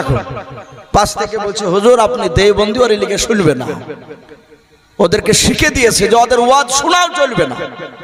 বাপজি আমার সোনা লালেরাও, আমার বিশ্ব নবীজির কথাগুলো ওমর বাপজি কান দিয়ে শুনেছিলেন না। ওমর রাসূলের বাপজি দূর থেকে বাপজি নয়, সে কিন্তু লোকের কাছে বাপজি শুনতো। সবাই মুহাম্মদ সাল্লাল্লাহু আলাইহি ওয়াসাল্লামের বিরোধিতা করে, কিন্তু সেই ওমর ডাক দিয়ে আবু জেহেলকে বলেছিল, আবু জেহেল মুহাম্মদ সাল্লাল্লাহু আলাইহি সাল্লাম তো কাউকে আঘাত দিয়ে কথা বলে না, তাই এরকম অনেক লোক বলে, আমি তাদের মুখ থেকে শুনেছি, বলুন আলহামদুলিল্লাহ। ওমর এই কথাটা আবু জেহেলকে প্রশ্ন করেছিল। আবু জেহেল দেখলে তো বেটা তো অর্ধেক হয়ে যাবে, তো বেঈমান আবু জেহেল অনেক কৌশল করে বাপজি ওমরকে হাতে রেখেছিল। সে এক নাই দুই নাই, প্রায় 12,000 বেঈমান মুশরিক কাফেরের বাচ্চারা মিটিং ডেকেছে আল্লাহ নবীর বিরুদ্ধে। সেই সভার প্রধান বক্তা ছিল বেঈমান আবু জেহেল। ওই জায়গায় দাঁড়িয়ে বাপজি আবু জেহেল বলল, কেউ আছো আব্দুল্লাহর সন্তান মুহাম্মদ সাল্লাল্লাহু আলাইহি সাল্লামের মাথা কাটতে পারবা, নবীকে মারতে পারবা, কেউ আছো? 12,000 লোক সবাই বাপজি তাকাতাকি করছে, কেউ হাত তুলে সাহস পায় না। তারা এটাও জানতো মুহাম্মদ সাল্লাল্লাহু আলাইহি সাল্লামকে মারা অত সহজ নয়। সঙ্গে সঙ্গে আবু জেহেলের দরবারে ওমর হাত উঁচু করে বলেছিল, আমি মারবো, আমি তাকে জবাই করব। 12,000 লোক সব কাফের এইভাবে হাত তালি মেরে তাকে বাহবা দিল, আনন্দ দিল। আবু জেহেল বলল, তুমি যদি মুহাম্মদ সাল্লাল্লাহু আলাইহি সাল্লামকে মারতে পারো, তার মাথা কেটে নিয়ে আসতে পারো, তোমাকে বড় বড় 3টে উপহার দিব। ওমর তাতে রাজি হয়ে গেল। ওমর সেখানে ওয়াদা করে কথা দিয়ে ওলঙ্গা তলোয়ার খানা ওমর সঙ্গে করে নিয়ে ময়দান দিয়ে দৌড়াচ্ছে, রাসূলকে মারতে যাচ্ছে। ওমর মুসলমান সাহাবাদেরকে, নবীর সাহাবাদেরকে দেখলে তার চোখ লাল হয়ে যেত, কারণ তার তো ঈমান নাই। কিন্তু নবীজি ওমরের শক্তির ব্যাপারে বলেছে, আল্লাহ ওমরকে এত শক্তি দিয়েছিলেন, ওমরের 2 হাতে 50টা যুবকের শক্তি একাই আল্লাহ ওমরকে দিয়েছিলেন, বলুন সুবহানাল্লাহ। নবীর আরেকটা চাচা আমির হামজার হাতে দিয়েছিলেন। ওমরের এত শক্তি ছিল, ওমর তার দুশমনকে জবাই করে চামড়ার মুশুকে ওই মৃত ব্যক্তির, জবাই করা ব্যক্তির রক্ত ভরে নিত। ভরে নেওয়ার পরে যাকে জবাই করেছে, মেরেছে ওমর, তার রক্তকে নিয়ে তার বংশে তার বাপ যদি বেঁচে থাকতো, তার বাড়ির দরজায় গিয়ে তার বাপের নাম ধরে ডাকতো, ডেকে কাছে বলতো যে তোর ছেলেকে যে মেরেছি, তার ছেলে রক্ত খাবে। মুখে করে নিয়ে ওমর তার গায়ে ছিটা মারতো রক্ত। ভাবতে পারেন কত বড় বাপজি শক্তিশালী ছিল ওমর। সে সময় কুখ্যাত বাপজি আপনার বাহাদুর মস্তান ওমর রাসূল সাল্লাল্লাহু আলাইহি সাল্লামকে মারার জন্য দৌড়াচ্ছে। মরুভূমির ময়দান দিয়ে বাপজি যাচ্ছিল, আর ওখানে একজন রাসূলের সাহাবা, কিতাবে তার নাম লিখেছে বাপজি হযরত নাঈম রাদিয়াল্লাহু তাআলা আনহু। উনি বলছেন, এই ওমর ভাই, এই কি ব্যাপার, এভাবে দৌড়ে যাচ্ছ কোথায়? ওমর থমকে দাঁড়িয়ে বলল, বড্ড বাড়া বেড়েছে আব্দুল্লাহর সন্তান মুহাম্মদ সাল্লাল্লাহু আলাইহি সাল্লাম, ও তো দুরূদ পড়ছে না, ওই আব্দুল্লাহর ছেলের মাথা কাটতে যাচ্ছি। হযরত নাঈম বললেন, ভাই ওমর, তুমি একা, ওর তো সাথীরা আছে, ওরা তো তোমাকে কম করে ছাড়বে না। নাঈমের সাথে ওমরের একটু বন্ধুত্ব ছিল। আমাদের অনেক সময় আমাদের হিন্দু ভাইদের সাথে অনেকের বন্ধুত্ব থাকে না, অনেক মুসলমানের। তো বললো, ভাই ওমর, তুমি একা, ওর তো দলবল আছে, ওরা তো কম করে ছাড়বে না। ডাক দিয়ে বলল, ভাই তোর কথা শুনে মনে হচ্ছে তুই নবীর লোক। নাঈম বলল, ভাই আমি নবীর কলেমা পড়ে মুসলমান হয়েছি। এই ওমর, তুমি আমাকে মারার আগে, নবীকে মারার আগে তোমার বাড়িটা ভালো করে খোঁজ নিয়ে এসো। ওমর চিৎকার করে বলল, বাড়ি মানে? বলে, তোমার আপন কলিজার টুকরা বোন ফাতেমা নাই? বলে, আছে তো। বলে, ফাতেমার বিয়ে দিয়েছো সাঈদের সঙ্গে না? বলে, হ্যাঁ। বলে, তোমার সেই ফাতেমার স্বামী সাঈদ তোমার দুলাভাই হচ্ছে, আর তোমার বোন ফাতেমা, ওরা দুজনায় স্বামী স্ত্রীতে যেই নবীকে মারতে যাচ্ছ, সেই নবীর কলেমা পড়ে তারা মুসলমান হয়ে গিয়েছে। জোরে বলুন সুবহানাল্লাহ। ওমরের যা রাগ ছিল নবীর উপর, তার চেয়ে বাপজি 7 গুণ বেড়ে গিয়েছে রাগ। বলে, মিথ্যা বলছিস না তো? নাঈম বলছে, নবীর উপর কলেমা পড়ে যেদিন থেকে কলেমা পড়েছি সেদিন থেকে মিথ্যা কথা বলি নাই। বলুন সুবহানাল্লাহ। আর রাসূলের যারা উম্মত হবে, বন্ধ হবে, তারা মিথ্যা কথা বলেন না। বাপজি আমার সোনা লালেরা, আল্লাহর নবী জনাবে মুহাম্মদ রাসূলুল্লাহ সাল্লাল্লাহু তাআলা আলাইহি ওয়াসাল্লাম বিশ্ব নবীজির বাপজি যখনই কথাটা বাপজি বলেছে যে তার ভাই কলমা পড়ে নিয়েছে, ডাক দিয়ে বলল আমি এক্ষুনি বোনের বাড়িতে যাচ্ছি, বলে যাও। ওমর দ্রুত বেগে বাপজি নিজের বোন ফাতেমার বাড়ি দিকে দৌড়ে চলে গেল। দরজাখানা বাপজি বন্ধ করা ছিল রে বাবা। হাদিসে এটাও পাওয়া যায় ওমর কলমা পড়ার আগে বিশ্ব নবী আমার প্রকাশে কলমার দাঁত দিত বাপজি ভয় পারতেন না। নবীজি চুপি চুপি বাপজি কলমার দাঁত দিয়ে বেড়াতেন, এতে অনেকে বাপজি কলমা পড়তো, আবার যারা কলমা পড়তে গিয়ে বাপজি আবু জেহেলের লোকেরা জানতে পারতো, তারা জোর করে নবীর সাহাবাকে নিয়ে গিয়ে তারা অত্যাচার করতো, মারতো। আল্লাহর নবীজির বাপজি নাই, ওমরের কলিজার টুকরা বোন ফাতেমা শাহিদ, তারা দুজনাই ওই ঘরের ভিতরে তারা বাড়িতে কোরআন বাপজি শিখছিল। হযরতে খাব্বাব রাদিয়াল্লাহু তাআলা আনহু বলে একজন নবীজির সাহাবা, উনি বাপজি নবীর তরফ থেকে বাপজি শাহিদ আর শাহিদের স্ত্রী ফাতেমাকে, ওদের স্বামী স্ত্রী দুজনাকে বাপজি কলমার বাপজি আপনার কথা পড়ানোর পর কোরআন বাপজি সেখানে শেখানোর জন্য গোপনে কোরআন বাপজি তেলাওয়াত করে শোনাচ্ছিলেন। হযরত ওমর দরজার গুড়িতে বাপজি কানটা একটু লাগিয়ে দেওয়ার পর মনে হলো কি যেন ভিতর থেকে বাপজি আওয়াজ বেরিয়ে আসে।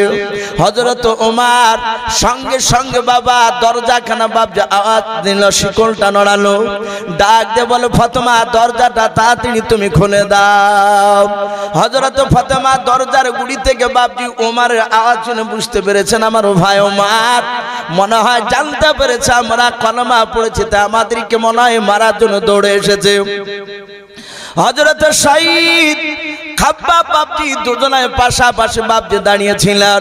ফাতেমা ডাক দিয়ে বলেছিল, আমার খাব্বাব ভাই এখনই কোরআনটা নিয়ে তুমি আড়ালে চলে যাও, কারণ আমার ভাই ওমর কোরআনকে চিনে না, হয়তো এসে ঘরে এসে তোমার কোরআনটাকে নিয়ে হয়তো টান মেরে ছুঁড়ে ফেলে দিতে পারে। আল্লাহর নবীজির সাহাবা ওমর সেই সময় বাপজি আপনার কলমা পড়ে নাই, নবীজিকে বাপজি চিনে নাই। ওমর কয়েকবার বাপজি ডাক দিল, দরজা যখন খুলতে দেরি হয়ে গেল, দরজা খুলতে দেরি হলো, ওমর বাপজি লাত মেরে দরজাটা বাপজি আপনার ভেঙে গিয়া দরজা ভেঙে ফেলে বাপজি ঘরের ভেতরে প্রবেশ করলো। ওমর প্রবেশ করার পর ওমরের দুলাভাই নিজের বাপজি আপনার শাহিদ যে আপনার নাম ছিল, তার কাছে গিয়ে বাপজি বাম হাত দিয়ে তার দাড়ি কানাকে বাপজি ওমর বাপজি ধরে ফেলল। অমনি কাছে গিয়ে দাড়ি কানা ধরে বলে, এই শাহিদ ভাই, শুনলাম তুমি নাকি কলমা পড়েছো। যারা ইমানদার হয় আল্লাহওয়ালা হয় তারা পৃথিবীর কাউকে দেখে ভয় পায় না, একমাত্র আল্লাহকে ছাড়া। আমাদের ভয় যদি হয় কাউকে দেখে জানতে হবে যে ইমান দুর্বল হবে।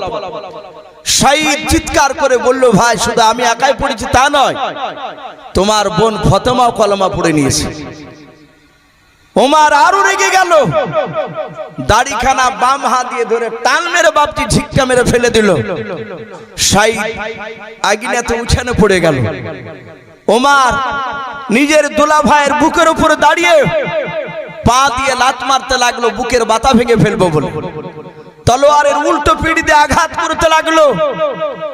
হযরত শাহিদকে চিৎকার করে আওয়াজ দেয়, মারে আর বলে, বল কলমা ছাড়বি কিনা, আমাদের দুশমন মুহাম্মদ সাল্লাল্লাহু আলাইহি ওয়াসাল্লামের কলমা ছাড়বি কিনা বল। হযরত শাহিদ বলে, ভাই না, মারতে মারতে যদি শেষ করে দিস তাও কলমা ছাড়বো না। ওমর বারবার বাপজি মারতে লাগলো। ওমর এত মারতেছে, একবারের জন্য বাপজি বলে নাই যে আমাকে মেরো না, আমি কলমা ছেড়ে দিতে রাজি আছি। ওমর মারতে মারতে বাপজি দেখলো নিজের দুলা ভাইয়ের অনেকটা রক্ত বাপজি মাটিতে পর্যন্ত পড়েছে। হযরত ফাতেমা সঙ্গে সঙ্গে বাপজি দেখলো আমার স্বামীকে তো আর বাঁচানো যাবে না। হযরত ফাতেমা নিজের স্বামীর বুকের উপর বাপজি আপনার শুয়ে পড়ে ডাক দিয়ে বলেছিল, ভাই আমি তোমার কলিজা টুকরা বোন রে ভাই, তুমি আমাকে মেরো না। ও ভাই, তুমি দয়া করে আমার স্বামীকে ছেড়ে দাও। হযরত ফাতেমার মাথার চুলগুলো বাপ যে ধরে টান মেরে আগুনেতে উঠোনে ফেলে দিল। শুধু ফেলে দিল তা নাই, নিজের বোনের বাপজি বুকের উপর বাপজি ওমর দাঁড়াতে পর্যন্ত দ্বিধাবোধ করলো না। নিজের বোনের বুকের উপর দাঁড়িয়ে পা দিয়ে মারতে লাগলো। তলোয়ারের উল্টো পিঠ দিয়ে বাপজি আঘাত করে। ফাতেমার শরীর কানা কেটে কেটে বাপজি রক্ত বেরিয়ে যায়। হযরত ফাতেমাকে ডাক দিয়ে ওমর চিৎকার করে বলে, ফাতেমা এখনো সময় আছে, কলমা ছাড়, বল তোরা কলমা ছাড়বি কিনা, ডাক দিয়ে বল। ওমরের বোন ফাতেমা কাঁদানার বলেন, ওরে ভাই, মারতে মারতে যদি ধোলার সঙ্গে মিশিয়ে দাও, তবে আমি কথা দিচ্ছি আমি ফাতেমা আর আমি আমার স্বামী শাহিদ, এরা দুজনাই আমরা কলমা পড়তে রাজি নাই। ওমর মারতে মারতে দেখলো এত মারলাও, একবারও আমার কাছে জানের ভিক্ষা চাই না। ফাতেমা আসতে করো নাই বাপজি। ওমর ডাক দিয়ে বলো, ফাতেমা একবার তুই আমার কাছে জানের ভিক্ষা চাও। হযরত ফাতেমা ডাক দিয়া বলেন, গো ভাই, যেই নবীর কলমা পড়ার জন্য তুমি আমাকে মারতে যে শুনে নাও, সেই নবী আমাদেরকে শিখে দিয়েছেন মৃত্যু শুনে না যদি হয়ে যায়, শুনে নাও একমাত্র আল্লাহর কাছে ছাড়া কারোর কাছে সাহায্য চাইবে নাও। যাতে বাপনি এই কথাটা যখন বলা হলো, বলে আমি আল্লাহ ছাড়া কারো কাছে সাহায্য চাই না। ওরে ওমর, তুমি মারতে মারতে তুমি মেরে ফেলো আমাদের, তবু তোমার কাছে জানের ভিক্ষা চাই নাও। ওমর বাপজি দেখলো এত মারলাম, আমার ফাতেমা বোনকে আর শাহিদ ভাইকে এমন কি জাদু করেছে, সেই মোহাম্মদ সাল্লাল্লাহু ডাক দিয়ে বলেছিল, বোন ফাতেমা আমি দরজার গুঁড়িতে এসে কানটা যখন লাগিয়েছিলাম, কে যেন পড়ছিল ইন্নী আনাল্লাহ, কে যেন কি যেন জোর দিয়ে পড়ছিলাম। হযরত ফাতেমা ডাক দিয়ে বলেন, ভাই তুমি দরজার গুঁড়িতে দাঁড়িয়ে শুনতে পেয়েছিলে? বলে হ্যাঁ, ওটা কোরআনুল কারীম পড়ছিল খাব্বাব বলে একজন সাহাবা, আমরা কোরআন শিখছিলাম। ডাক দিয়ে বলো, বোন তাড়াতাড়ি একটু পড়, একটু শুনে আমি। ডাক দিয়ে বলেন, ভাই তোমার কাছে এখন এই মুহূর্তে নিয়ে আসা হবে না। বলে কেন? বলে তুমি হয়তো কোরআনটা টান মেরে ফেলে দেবা। বলে ফেলবো না। বোনের একটু দে, আমাকে দে, আমি দেখতে দেখবো। ডাক দিয়ে বলেছিল তোমার হাতে স্পর্শ করতে দেওয়া হবে না। বলে কেন হবে না? বলে তুমি অপবিত্র অবস্থায় আছো, তুমি নাপাক অবস্থায় আছো। বলে বোন রে তুমি দূর থেকে পড়ো, আমি একটু দূর থেকে শুনবো। খাব্বাব রাদিয়াল্লাহু তাআলা আনহু তিনি বেরিয়ে আসার উপর ডাক দিয়ে বললেন, ভাই ওমর শুনে না, গতকালকে নবীজির পেছনে আমি আসর নামাজ পড়েছিলাম, শুনে নাও। নবী আমার আসর নামাজ পড়ে, ওরে ওমর তোমার জন্য আর আবু জেহেলের জন্য আমার আল্লাহ কয়েকবার দোয়া করেছেন, বলুন সুবহানাল্লাহ। আমার মনে হয় তোমার দোয়াটা কবুল হয়ে গিয়েছে।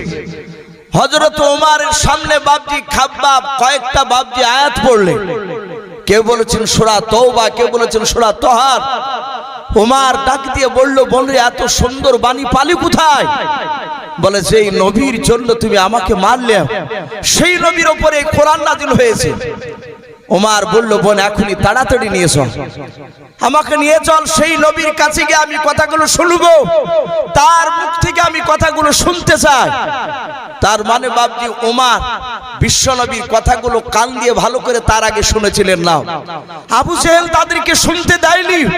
যখনই বাপজি বেরিয়েছে তখনই বলেছে মুহাম্মদ সাল্লাল্লাহু আলাইহি ওয়াসাল্লামের কাছে যাব না, ওর দলের লোকেদের সাথে মিশবা না। আল্লাহ রাসূলের কথা বাপজি কোরআনের কথা আল্লাহর যখনই ওমরের কানে গিয়ে ঢুকেছে, ওমর আর থাকতে পারে না। তার ভিতরকার অন্ধকার, তার দিলের ভিতরে বাপজি নূরের বাতি বাপজি আল্লাহ জ্বালিয়ে দিয়েছে। ওমর বাপজি দৌড়ে চলে গিয়েছিলেন। অনেক লম্বা ঘটনা আছে, ওদিকে আমি যাব না। আমি বলছিলাম সেই ওমর রাসূলের হাতখানা ধরে বাপজি পা দুখানা জোরে ধরে বললে, ওগো নবী আমি সেই ওমর, আপনাকে আমি চিনতে পেরেছিলাম না, আমি আপনাকে তলোয়ার নিয়ে মারতে গিয়েছিলাম। ওগো নবী সেদিন চরম বেয়াদবি করে ফেলেছিলাম, নবী আপনি আমাকে সেই দিনের জন্য ক্ষমা করে দেন। আমার বিশ্ব নবী দরদে নবী রহমতের নবী বলেন, ওমর রে আমি রাসূল পয়গম্বর, আমি তোমাকে ক্ষমা করে দিয়েছি। হযরত ওমর তিনি কাঁদতে লাগলেন। নবী আবার বললেন, ওগো উসমান গনি তুমি দাঁড়িয়ে যাও। এইভাবে বাপজি হাজার হাজার সাহাবা বসা। সারা পৃথিবীর শ্রেষ্ঠ নবী আমার নবী এক এক করে সাহাবার হাত ধরছেন আর ক্ষমা চাইছে। আঘাত করে থাকলে হয় মাফ করো, নাহলে প্রতিশোধ নিয়ে নাও। হযরত আবু বকর দেখলে এইভাবে সব সাহাবার কাছে এক এক করে নবী ক্ষমা চাইবে, এটা তো বেয়াদবি হয়ে যাচ্ছে আমাদের। নবী তো কোনো অন্যায় করেনি, কারো কাছে গুনাহ করেনি, নবীজির গুনাহ নাই, নবী অন্যায় কাউকে আঘাত দেয়নি, বরঞ্চ আমরা সাহাবারাই নবীর কথা অনেক সময় শুনি নাই। ডাক দিয়ে আবু বকর বললেন, ওগো নবী, আপনি এইভাবে এক এক করে সাহাবার কাছে ক্ষমা চাইবেন না। নবী গো, আমি আবু বকর, সবারই তরফ থেকে আবু বকর আমি, যেহেতু সব সাহাবা আমাকে বড় বলে মানে, ওগো রাসূল, আমি আবু বকর সাহাবা, প্রতিটা সাহাবার পক্ষ থেকে আমি আপনাকে মাফ করে দিলাম। ওগো নবী, আপনি আমাদের সকল সাহাবাকে আপনি অন্তর থেকে মাফ করে দেন। আল্লাহর নবী বলেন, আবু বকর, আমি সবাইকে মাফ করে দিলাম, তুমিও মাফ করে নে? বলে হ্যাঁ। হযরত নবী যখন মাফ করে দিলাম বললেন, সঙ্গে সঙ্গে বাবা পেছন দিকে আরেকজন বাপজি সাহাবা ছিল, বিশিষ্ট সাহাবা, যিনার নাম কিতাবে এসেছে বাপজি সাদ ইবনে আবি ওয়াক্কাস রাদিয়াল্লাহু তাআলা আনহু, বাপজি হাই র‍্যাঙ্কের দামি সাহাবা। ওই সাহাবা পেছন দিক থেকে চিৎকার করে ডাক দিয়ে বলেছিলেন, ইয়া রাসূলুল্লাহ, ইয়া হাবিবাল্লাহ, সমস্ত সাহাবারা ওমরকে মাফ করে দেওয়ার জন্য দায়িত্ব দিতে পারে আপনার সামনে, কিন্তু আমি সাদ ইবনে আবি ওয়াক্কাস, আমি আপনাকে অতক্ষণ পর্যন্ত আমি ক্ষমা করব না, মাফ করব না। নবী গো, যতক্ষণ পর্যন্ত আমি আপনাকে নিজ হাতে আমি মেরে প্রতিশোধ না নিতে পারবো, জোরে বলুন সুবহানাল্লাহ। নবীকে মারবো বলেছে সাদ ইবনে আবি ওয়াক্কাস। সব সাহাবা আশ্চর্য হয়ে গেলেন। আবু বকর কাঁদেন আর বলেন, ভাই রে, নবীকে মারা তো দূরের কথা, নবীর দিকে চোখটা টেढ़ा করে তাকালি মানুষ নষ্ট হয়ে যায়, আর তুই নবীকে মারবো বলছিস? হযরতে সাদ ইবনে আবি ওয়াক্কাসের মেজাজ একদম হাই টেম্পার হয়ে আছে। ডাক দিয়ে বলে, তোমরা মাফ করতে পারো, আমি মাফ করব না। আল্লাহ রাসূল বললেন, ওকে সাহাবা, ওকে ছেড়ে দাও। ওমর সকল সাহাবা বলছে, নবী একটু সময় দেন, ও সাহাবা হয়তো ভুল করেছে, আমরা একটু বুঝিয়ে দেখি, সে যদি ক্ষমা করে দেয়। আল্লাহ রাসূল বসে বসে শুনছে। সব সাহাবারা বললেন, ভাই সাদ ইবনে আবি ওয়াক্কাস, নবীকে মাফ করে দাও, নবীকে মেরো না। একই কথা বলছেন, আমি কারো কথা শুনবো না। লাস্টে আবু বকর বললেন, ভাই সাদ ইবনে আবি ওয়াক্কাস, শুনে নাও, আমরা যতগুলো সাহাবা আছি সব সাহাবারা আমরা যা একটু ভালো কাজ করেছি, আল্লাহ যদি তার বিনিময়ে যদি নেকি দান করে, আমাদের সকল সাহাবারা আমাদের তরফ থেকে সব নেকিগুলো তোমাকে দান করে দিচ্ছি, ভাই তার বিনিময়ে রাসূলকে মাফ করে দাও। সাদ ইবনে আবি ওয়াক্কাস বলল, আমি নিব না, আমি ক্ষমা করব না, আমি রাসূলকে মারবই। লাস্টে আবু বকর সিদ্দিক রাদিয়াল্লাহু তাআলা আনহু তিনি কাঁদেন আর বলে, ভাই সাদ ইবনে আবি ওয়াক্কাস, তুমি তো জানো আমি আবু বকর, আমার বিশ্বনবী আমার নেকির ব্যাপারে, আমার মর্যাদার ব্যাপারে অনেক সময় তোমাদের সামনে বলেছে। আপনারা সকলেই জানেন, আমার বিশ্বনবী আবু বকরকে যেদিন মক্কা থেকে হিজরত করে নিয়ে গিয়েছিলেন, সেই দিনকে রাত্রে নবীজির বন্ধু আবু বকরের ব্যবহার দেখে আমার বিশ্বনবী এত খুশি হয়েছিলেন। আর আল্লাহ কোরআনে বলেছেন, কুল ইন কুনতুম তুহিব্বুনাল্লাহ ফাত্তাবিউনি ইউহিব্বুকুমুল্লাহ ওয়া ইয়াগফির লাকুম যুনুবাকুম ওয়াল্লাহু গফুরুর রহিম। আমার আল্লাহ বলেছেন, হে রাসূল আপনি বলুন, আমার সান্নিধ্য লাভ করতে হলে, আমার জান্নাত নিতে হলে, ফাত্তাবিউনি, হে রাসূল আপনার জন্য ইত্তেবা অনুসরণ করে যেন চলে। ওগো আমার বিশ্বনবী আপনার ইত্তেবা অনুসরণ করে চললে ইউহিব্বুকুমুল্লাহ, আমি আল্লাহ তাকে ভালোবাসবো, বলুন আলহামদুলিল্লাহ। আমার বিশ্বনবীর বন্ধু আবু বকর বললেন, ওগো ভাই সেই রাত্রি নেকির ব্যাপারে তুমি জানো, আপনারা সকলে জানেন, আমার বিশ্বনবীর ওপর যখন মক্কা নগরে বাপজি অত্যাচার বেড়ে গেল, আমার রহমতের নবীকে দিন দিন মানুষের এত মারতে লাগলো, আমার সঙ্গে সঙ্গে জিবরিল আলাইহিস সালাম আল্লাহর হুকুমে এসে বললেন, ওগো নবী আপনাকে মক্কা ছেড়ে মদিনায় চলে যেতে হবে। আমার রাসূল বললেন, ওগো জিবরিল এই মুহূর্তে কি যাওয়া লাগবে? বলে, না আমি তা জানি না, এখনই যেতে হবে তা বলেননি আল্লাহ, কিন্তু এতটুকু বলেছেন, আল্লাহর যেদিন অর্ডার হবে সেদিন আপনাকে এসে বলবো আপনি আর আপনার বন্ধু আবু বকর দুজনাকে মক্কা ছেড়ে মদিনায় চলে যাওয়া লাগবে। সঙ্গে সঙ্গে জিবরিল আলাইহিস সালাম তিনি চলে গেলেন, অদৃশ্য হয়ে গেলেন। নবীর কাছে কোনো কথা নতুন আসলে সঙ্গে সঙ্গে দৌড়ে গিয়ে নবীর বন্ধু আবু বকরের কাছে বলতেন, বলুন আলহামদুলিল্লাহ। নবী আমার আবু বকরের বাড়িতে গিয়ে বলেন, আবু বকর এই কিছুক্ষণ আগে জিবরিল এসেছিলেন, আমাকে আর তোমাকে মক্কা ছেড়ে মদিনায় চলে যেতে হবে। হযরত আবু বকর বলছেন, লব্বাইক রাসূলুল্লাহ, আমি এখনই তৈরি আছি, বলুন আলহামদুলিল্লাহ। নবী বলেন, আবু বকর এখন নয়, বলো কখন যেতে হবে, কবে যেতে হবে নবী বলুন। আল্লাহর নবী বলেন, আবু বকর সেটাও বলেননি, কিন্তু এতটুকু কথা বলেছেন, যেদিন আল্লাহর অর্ডার হবে সেদিন এসে তোমাকে ডেকে নিয়ে চলে যাব। ও বাপজি ভাইরা, শুধু এতটুকু কথা উমারকে শোনালেন না, আবু বকরকে শোনালেন। আবু বকর এমনি এমনি দামি হয় নাই, সব সাহাবার চেয়ে বাপজি নেকির দিক দিয়ে বাপজি এত দামি এমনি হয় নাই। আবু বকর সেদিন থেকে আর বিছানায় ঘুমাই নাই, বলুন আলহামদুলিল্লাহ। যেদিন বাপজি রাসূলুল্লাহ রাত্রিবেলা শুয়ে আছে, ৬০০০ বেঈমান মুশরিক কাফেরের বাচ্চারা নবীজি চারিদিকে বাড়ি ঘেরাও করে নিয়ে দাঁড়িয়ে আছে। নবী সেদিন বেরোলেই রাসূলকে জবাই করবে। জিবরিল আলাইহিস সালাম এসে বললেন, আসসালামু আলাইকুম, আসসালামু আলাইকা ইয়া রাসূলুল্লাহ। নবী সালামের উত্তর দিয়ে বলেন, জিবরিল ভাই এত রাত্রিতে কেন? বলে, নবী আপনাকে এখনই মক্কা ছেড়ে মদিনা যাওয়া লাগবে। আল্লাহর নবীজি ডাক দিয়ে বলেন, ওরে জিবরিল ভাই এখনই যাওয়া লাগবে? বলে, হ্যাঁ। বলে, নবী আপনি দেখতে চান আপনার বাড়ির চারিদিকে কারা দাঁড়িয়ে আছে? আল্লাহ রাসূলের হাতখানা ধরে জিবরিল আলাইহিস সালাম আগিনাতে উঠোনে নিয়ে গিয়ে বাপজি দাঁড় করে দিলেন। বলে, নবী আপনি চারিদিকে তাকে দেখুন। নবীজি তাকে দেখলেন, ৬০০০ বেঈমান মুশরিক কাফেরের বাচ্চারাও নবীর চারিদিকে গণ করে বাপজি ঘেরাও করে নিয়ে দাঁড়িয়ে আছে। নবী বলেন, জিবরিল ভাই এখন আমি কেমন করে এখান থেকে বেরিয়ে যাব তুমি বলে দাও। বলে, নবী চিন্তা করবেন না, আপনাকে বেরিয়ে দেওয়ার ব্যবস্থা আল্লাহ করে দিবেন, আমাকে পাঠিয়েছে আপনাকে বের করে দেওয়ার জন্য। আল্লাহর নবীজির বাপজি আপনার জিবরিল আলাইহিস সালাম নবীর হাতখানা ধরলেন, সূরা ইয়াসিন থেকে বাপজি একটা আয়াত বাপজি তেলাওয়াত করে বাবা ফু দিয়ে ছেড়ে দিলেন ধুলোগুলো। সব ধুলোগুলো কাফেরের চোখে বাপজি আপনার পড়ে গেল। তারা তলোয়ার রেখে দিয়ে চোখ মচলাতে বাপজি শুরু করলো। আল্লাহর নবীজির বিছানায় নবীজির জামাই আলী রাদিয়াল্লাহু তাআলা আনহুকে বিছানায় শুয়ে দিয়ে বাবা আবু জেহেল আর সাইবা, কেউ বলেছেন আবু জেহেল আর উতবা, এরা দুজনা পাশাপাশি ছিল। ওদের পা দিয়ে আল্লাহর নবীজিকে বাপজি বের করে দিলেন। আল্লাহর নবীজি যাওয়ার পর আস্তে করে বাপজি আবু বকরের বাড়ির দরজায় গিয়ে ডাক দিয়ে বলেছেন, আবু বকর। কেউ বলেছেন শুধু আবু শব্দটা বের করেছিলেন। সঙ্গে সঙ্গে বাপজি লব্বাইক রাসূলুল্লাহ বলে আবু বকর বাপজি ঝাঁপ দিয়ে দিলেন। নবী আমার দেখলেন আবু বকর মাথায় একটা ফুটলা আছে।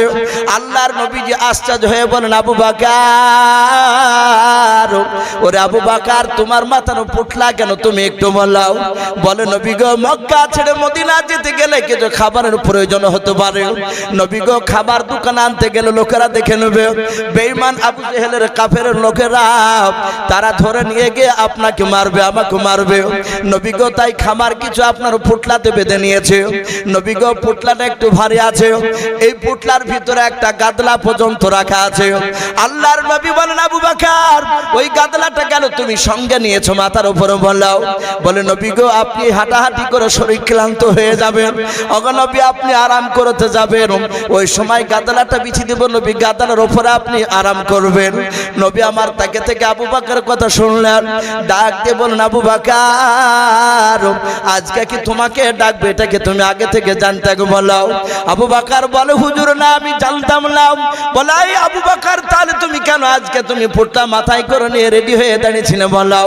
বলে, হুজুর শুধু আজকে নয়, ও নবীজি আপনি সেই দিন কে বলেছিলেন আবু বকর রে তোমাকে আর আমাকে একদিন মক্কা ছেড়ে মদিনায় যাওয়া লাগবে। আমি সেদিন বলেছিলাম নবী কবে যেতে হবে আপনি বলুন, ডেটটা বলুন। বলেছিলেন আমি জানি না। ওগো নবী আপনি বলেছিলেন আল্লাহর যেদিন অর্ডার হবে সেই দিন এসে তোমাকে ডেকে নিয়ে চলে যাব আবু বকর। ওগো আল্লাহর নবী যে আজ থেকে প্রায় কোন রাবি লিখেছেন বাপ যে 6 মাস আগে বাপ যে কথাটা বলেছিল, বলুন সুবহানাল্লাহ। আল্লাহর নবীর বন্ধু আবু বকর বলে নবীজি ওই 6 মাস থেকে খোদার কসম করে বলে নবী গো এশার নামাজ আপনার পেছনে জামাতে পড়ে আসার পর এ পোটলা মাথায় করে নিয়ে ও নবীজি আমার বাড়ির দরজার গুড়িতে পিঠ লাগিয়ে দাঁড়িয়ে দাঁড়িয়ে আমি কানটা দরজার বাইরে আমি একটু লাগিয়ে রাখতাম। ওগো নবীজি একটু ফলো করে থাকতাম। আল্লাহর নবীজি কখন এসে ডাক দিবেন আমি দৌড়ে বেরিয়ে যাব। ওগো আল্লাহর নবীজি আমি যদি নিদ্রায় থেকে যাই নবী আপনি এসে ডাক দিবেন আবু বকর, ও আবু বকর করে ডাক দিবেন নবী গো। আপনার আওয়াজখানা যদি একবার শুনতে না পাই, ও নবীজি 2 বার শুনতে না পেলে নবী গো হয়তো বেঈমান আবু জেহেলের কাফেররা আপনার আওয়াজ শুনে হয়তো আপনাকে ধরে ফেলবে, আপনাকে আঘাত করবে। নবী কিয়ামতের ময়দানে আল্লাহ যদি একবার যদি বলে আবু বকর আমার নবী এসে তোমার বাড়ির দরজায় 2 বার ডাক দিয়েছিল কেন তুমি আওয়াজ দিতে পারো নাই? ওগো নবী এই কারণে সারা রাত ফজর পর্যন্ত আমি দাঁড়িয়ে থাকতাম। নবী আজও সেই দিনকার মতো আজও দাঁড়িয়েছিলাম। ওগো নবী যার কথা বলা যাবে না, তাড়াতাড়ি চলুন আপনি কোথায় নিয়ে চলে যাবেন? আল্লাহর নবী বলেন আবু বকরকে সাথে নিয়ে আমার সঙ্গে সঙ্গে আবু বকর যখন চলতে লাগলো আল্লাহর নবী বলেন আমি অনেকটা রাস্তা লক্ষ্য করে দেখলাম আবু বকরকে। আবু বকর রাস্তা দিয়ে যেতে যেতে বাবা একবার নবীজির ডান পাশে যায় আর একবার নবী বলেন দেখি দৌড়ে গিয়ে বাম পাশে চলে যায়। আবার আবু বকরকে দেখতে পাই আবু বকর সামনের দিকে দৌড়ে যায়, আবার সামনের দিক থেকে পেছন দিকে দৌড়ে চলে যায়। আল্লাহর নবী বলেন অনেকটা রাস্তা চলে গেল আবু বকর আমার সঙ্গে এভাবে বারবার চারিদিকে শুধু আমার চারিদিকে ছোটাছুটি করে। আল্লাহর নবী মনে মনে ভাবলেন মনে হয় আমার আবু বকর তার বিবির উম্মানের জন্য হয়তো মনটা খারাপ করে, তার পিতা আয়েশা আসমার জন্য হয়তো মনটা খারাপ করে। আল্লাহর নবী বলেন আবু বকর একটু দাঁড়াও। নবী আবু বকর হাতটা ধরে বলেন আবু বকর রে আমার বাড়ি থেকে নয় তোমার বাড়ি থেকে আমি লক্ষ্য করে দেখলাম তুমি আমার সঙ্গে যাচ্ছিলাও, একবার সামনের দিকে একবার বাম দিকে আবার পেছন দিকে। এই আবু বকর চারিদিকে তুমি দৌড়াদৌড়ি করে বুঝি তোমার বাড়ি যেন মনটা বড় খারাপ করে। আবু বকর কাঁদেন আর বলে নবীজি আপনাকে এত ভালোবাসে নবী গো। ওগো আল্লাহর নবী শুনে না আপনার সাথে থাকলে আমি পৃথিবীর সব কিছু ভুলে যাই, বলুন সুবহানাল্লাহ। বলে নবী তুমি কেন চারিদিকে আবু বকর তুমি দৌড়াছিলে বলো? আবু বকর বলো হুজুর আমি ডান দিকে কেন যাচ্ছিলাম বাম দিকে কেন যাচ্ছিলাম আপনি জানেন না? বলে নাও ওরে আবু বকর গায়েবের খবর অদৃশ্য খবর আল্লাহ ছাড়া কেউ জানে না, এই জন্য আমিও জানি না তোমার অন্তরের কথা। কেন তুমি চারিদিকে দৌড়াদৌড়ি করেছিলে তুমি বলো? আল্লাহর নবীজিকে ডাক দিয়ে আবু বকর বলে হুজুর আজকে রাত্রিবেলায় আমি ডান দিকে চলে যাচ্ছি আপনার সাথে কেন শুনে নাও আজকে যে রাত্রিবেলায় মক্কা ছেড়ে মদিনায় আমরা পালিয়ে যাচ্ছি। ওগো আল্লাহর নবী এই কথাটা কোন রকমে যদি আবু জেহেলের লোকেরা গতকালকে যদি টের পেয়ে যায় জানতে পেরে যায় হয়তো আবু জেহেলের লোকেরা এই রাস্তার দিকে হয়তো চারিদিকে বেঈমানেরা তীর ধনুক নিয়ে দাঁড়িয়ে থাকবে। নবী গো ডান দিকের বাহু দেখে হয়তো বেঈমানেরা ডান দিকের কাফেররাও আপনার বাহুখানা দেখে ডান দিকে লক্ষ্য করে হয়তো তারা তীরখানা ছড়বে। ও নবী আপনার বন্ধু আবু বকর ডান দিকে এই কারণে দৌড়ে যায় ডান দিকের তীরটা যেন আপনার শরীরে না গেঁথে গিয়ে আপনার বন্ধু আবু বকরের যেন গায়ে যেন গেঁথে যায়, বলুন সুবহানাল্লাহ।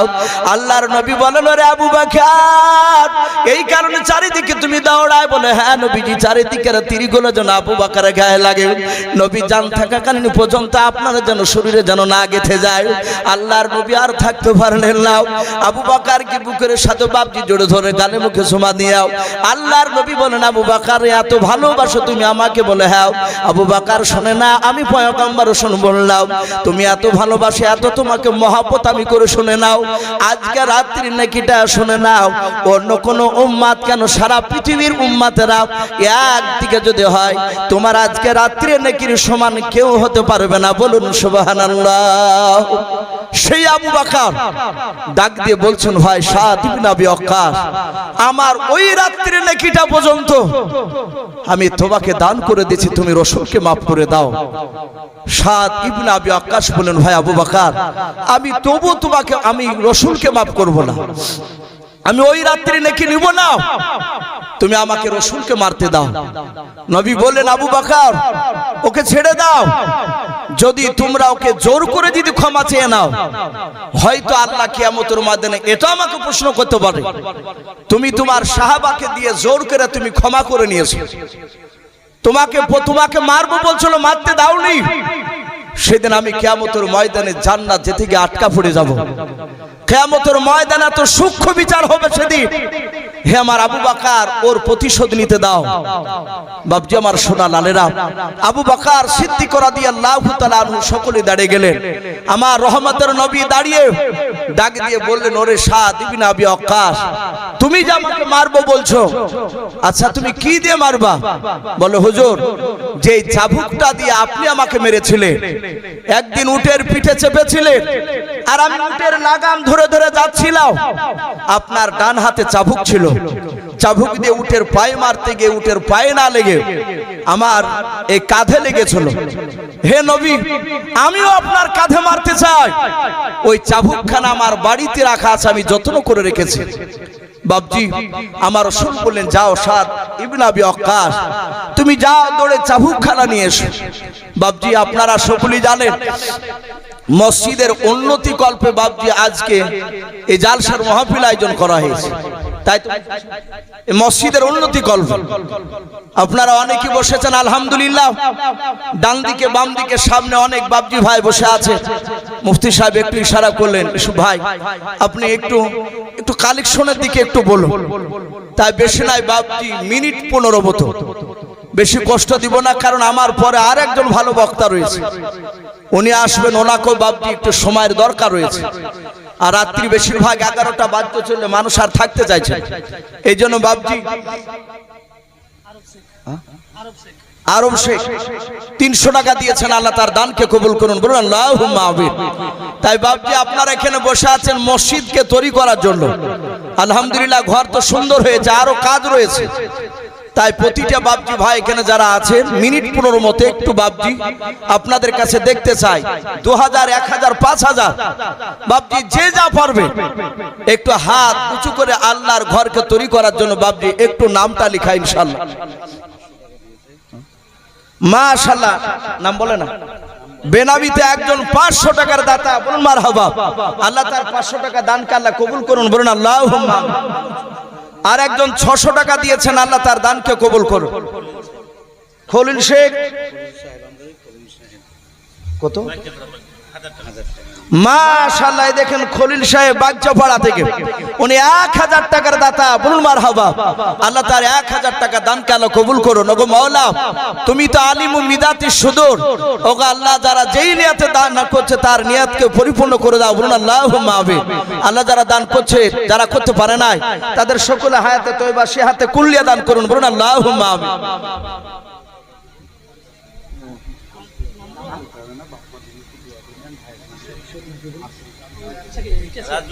মাশাআল্লাহ, মসজিদের বর্তমান কেশিয়ার, উনি বারবার বলছেন যে আমার নামটা হুজুর বললেন না, ওনার বাপ মার নামে,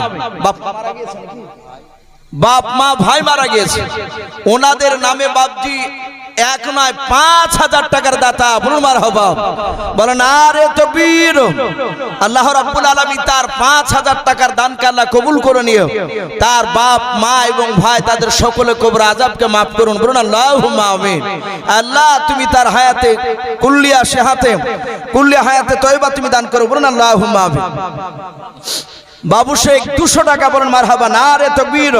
এ বাবু শেখ নামে দেখো বান্দা কোথায় যে ছিলাও, বাপ মার নামে দেখো 200 টাকা দিলাও, যার সাথে যে নিয়াতে 200 টাকা করে গেল দান, দানকে কবুল করো তুমি সুবহান।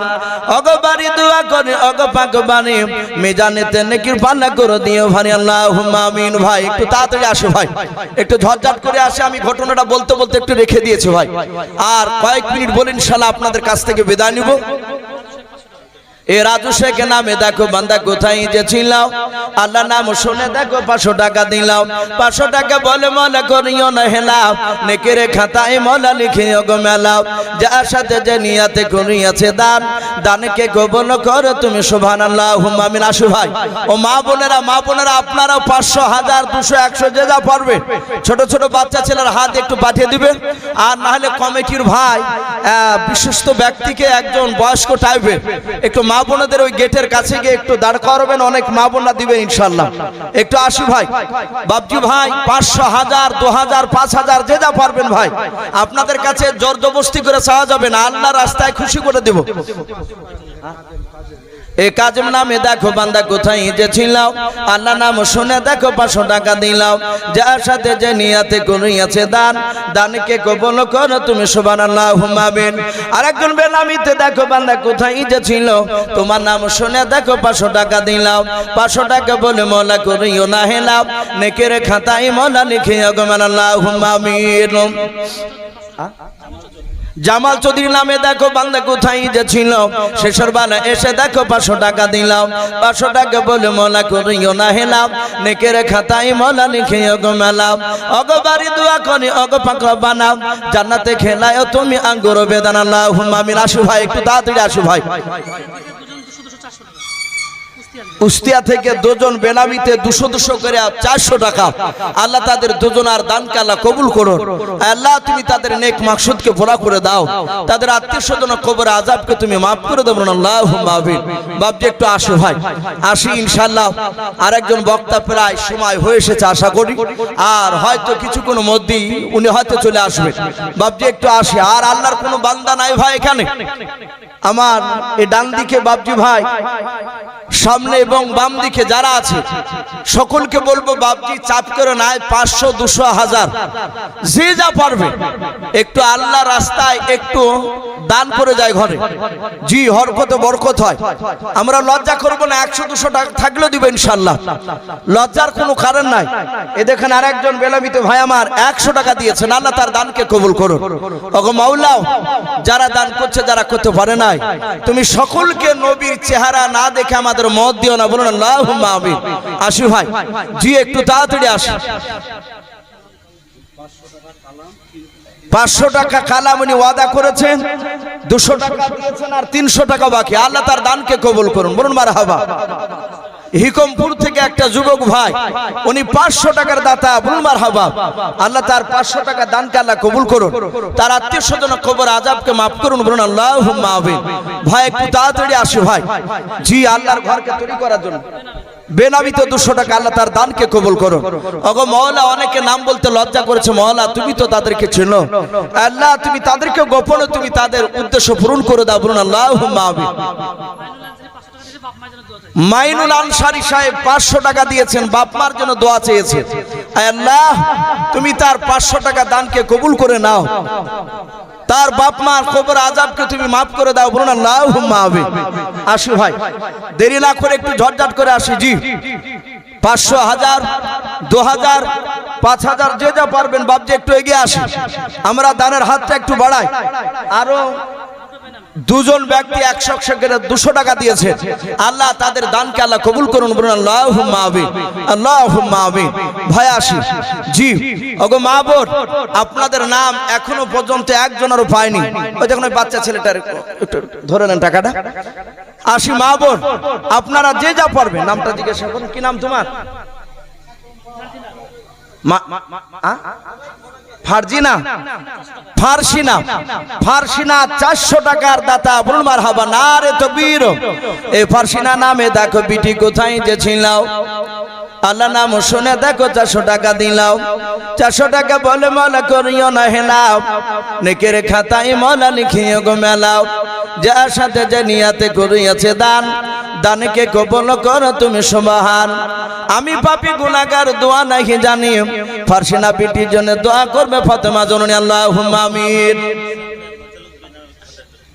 মাশাআল্লাহ ইসলামপুর থেকে একজন বেনামিত ভাই 1000 টাকা এই বেনামিতে দেখো ভাই কোথায় যে ছিল বাপ মার নামে দেখো 1000 টাকা দিল যার সাথে যে নিয়াতে করিয়াছে দান দানকে কবুল করো তুমি সুবহানাল্লাহুম্মা আমিন। কত 200 আর একজন বেনামিত মা আমার পর্দা নাড়ানো হতে কোথায় যে ছিল, এসে দেখো মানা 200 টাকা দিলাম, যার সাথে যে নিয়াতে বেনামিত মা আমার 200 টাকা করিয়েছে দান, দানকে কবুল করো তুমি সুবহান। অগবাড়ি দোয়া করে অগ পাক বাড়ি মিজানেতে নেকির পানা করে দিও ভারী। আর একজন বাপতে দেখো বেনামিতে কোথায় যে ছিলাম, আল্লাহর নাম শুনে দেখো 100 টাকা দিলাম। ছেলে মারা গেছে তার আব্বা জান 1000 টাকার দাতা। বাপ বেঁচে থাকতে তার ছেলে যদি মারা যায় তাহলে সে বাপ জানে যে কত কষ্ট হয় তার ভিতরে। নিজের ছেলেকে নিজে হাতে মাটি দিয়েছে তার সন্তানের জন্য, বাপে 1000 টাকা দিয়েছেন। আল্লাহ তুমি 1000 টাকার দানকে কবুল করে নিয়ে তার ছেলের কবর আযাব তুমি মাফ করে দাও। ওগো মাওলা তুমি এক্ষুনি জান্নাতি পোশাক তার শরীরে পরিয়ে দাও, বলুন আল্লাহুম্মা আমিন। আল্লাহ তুমি তার বাপকে সবরে জামিল দান করো। বেনামিতে 150 টাকা আল্লাহ তার দানকে কবুল করো। আল্লাহ যারা দান করছে যারা করতে পারে নাই, তুমি সকলকে মাওলা রাসূলের চেহারা না দেখে আমাদের মত দিও না, বলুন আল্লাহুম্মা আমিন, আল্লাহুম্মা আমিন। বাপজি একটু ঝটঝট করে আসো বাপ, শোনা আমরা যে যা পারবো ভাই 200 100 500 1000 2000 আল্লাহর ঘরকে তৈরি করার জন্য অনেক বাপজি আপনার কাজ আছে। মসজিদ আলহামদুলিল্লাহ এসি ফিট করার মতনই ক্যাপাসিটি করেছে, কাঁচমাত সবই ফিট করা আছে, শুধু এই সিঁড়ির কাছে একটা কাঁচ লাগালে আর এসি লাগালি হয়ে যাবে। যদি কোনো আল্লাহর বান্দা মনে করেন যে আমি আল্লাহর ঘরে একটা এসি দান করব, যদি কোনো বান্দা থাকে ইনশাআল্লাহ বাপজি আপনারা একটু হাত উঁচু করে দিতে পারেন। একটা এসি একজনায় কিংবা 2-3টে বন্ধু যদি থাকে আপনারা বসে বসে আলোচনা করে 2টো বন্ধুতে মিলেও দিতে পারেন। আল্লাহর ঘরকে বাপজি ঠান্ডা করার জন্য কিয়ামত পর্যন্ত বাপজি নেকি পাবে, মানুষেরা নামাজ পড়বে, নিশ্চয় বাপজি আপনার জান্নামে দিবেন, তার আমল নামায় বাপজি নেকি ইনশাআল্লাহ জমা হবে। আসু ভাই আল্লাহর ঘরকে তৈরি করার জন্য অনেক কাজ বাকি আছে। শুনলাম ওই সিঁড়ি নিচে ওখানে নাকি বাথরুম হবে, একটু অসুবিধা জায়গা, যেহেতু শর্ট জায়গা, তাই ইনশাআল্লাহ অনেক টাকা দরকার বাপজি। কোন আল্লাহর বান্দা কোন বান্দি ভাই বোন বাপজি যারা এখানে আছে আপনারা 200 100 500 1000 যে যা পারবে একটু আল্লাহর ঘরকে তৈরি করার জন্য বাপজি একটু আসি। আর কেউ নাই ভাই? জি আমি 15 মিনিট আপনাদের কাছে বাপজি একটু চাইবো বলেছিলাম, প্রায় 15 মিনিট হতে চললো। জি থাকলে কোন আল্লাহর বান্দা, এই মসজিদের অনেক কমিটি ভাই আছেন, ভাই অনেক কমিটিরা আছেন, 200 100 500 যে যা পারবে একটু আসি আল্লাহর ঘরকে তৈরি করার জন্য। আমি আপনাদের কাছে আর কিছুক্ষণ আলোচনা করি, ইনশাআল্লাহ আমি বিদায় নিব। জি রাত্রি প্রায় আপনার 10:30 বাপজি পার হতে চললো। মাশাআল্লাহ এই রকি শেখ নামে দেখো বান্দা কোথায় যে ছিলাও, আল্লাহ নাম শুনে দেখো 500 টাকা দিলাও। 500 টাকা বলে মনে করিও না হেলাও, নেকের খাতায় মনা লিখিও গো মেলাও। যার সাথে যে নিয়াতে করিয়াছে দান, দানকে কবুল করো তুমি সুবহান। অগবাড়ি দোয়া করি অগ পাক রব্বানা, জান্নাতে খেলায়ও তুমি আঙ্গুর বেদানা, আল্লাহুম্মা আমিন। তোমার মত দয়ার নবী আর হবে না, তোমার মত দয়ার রাসূল আর পাব না।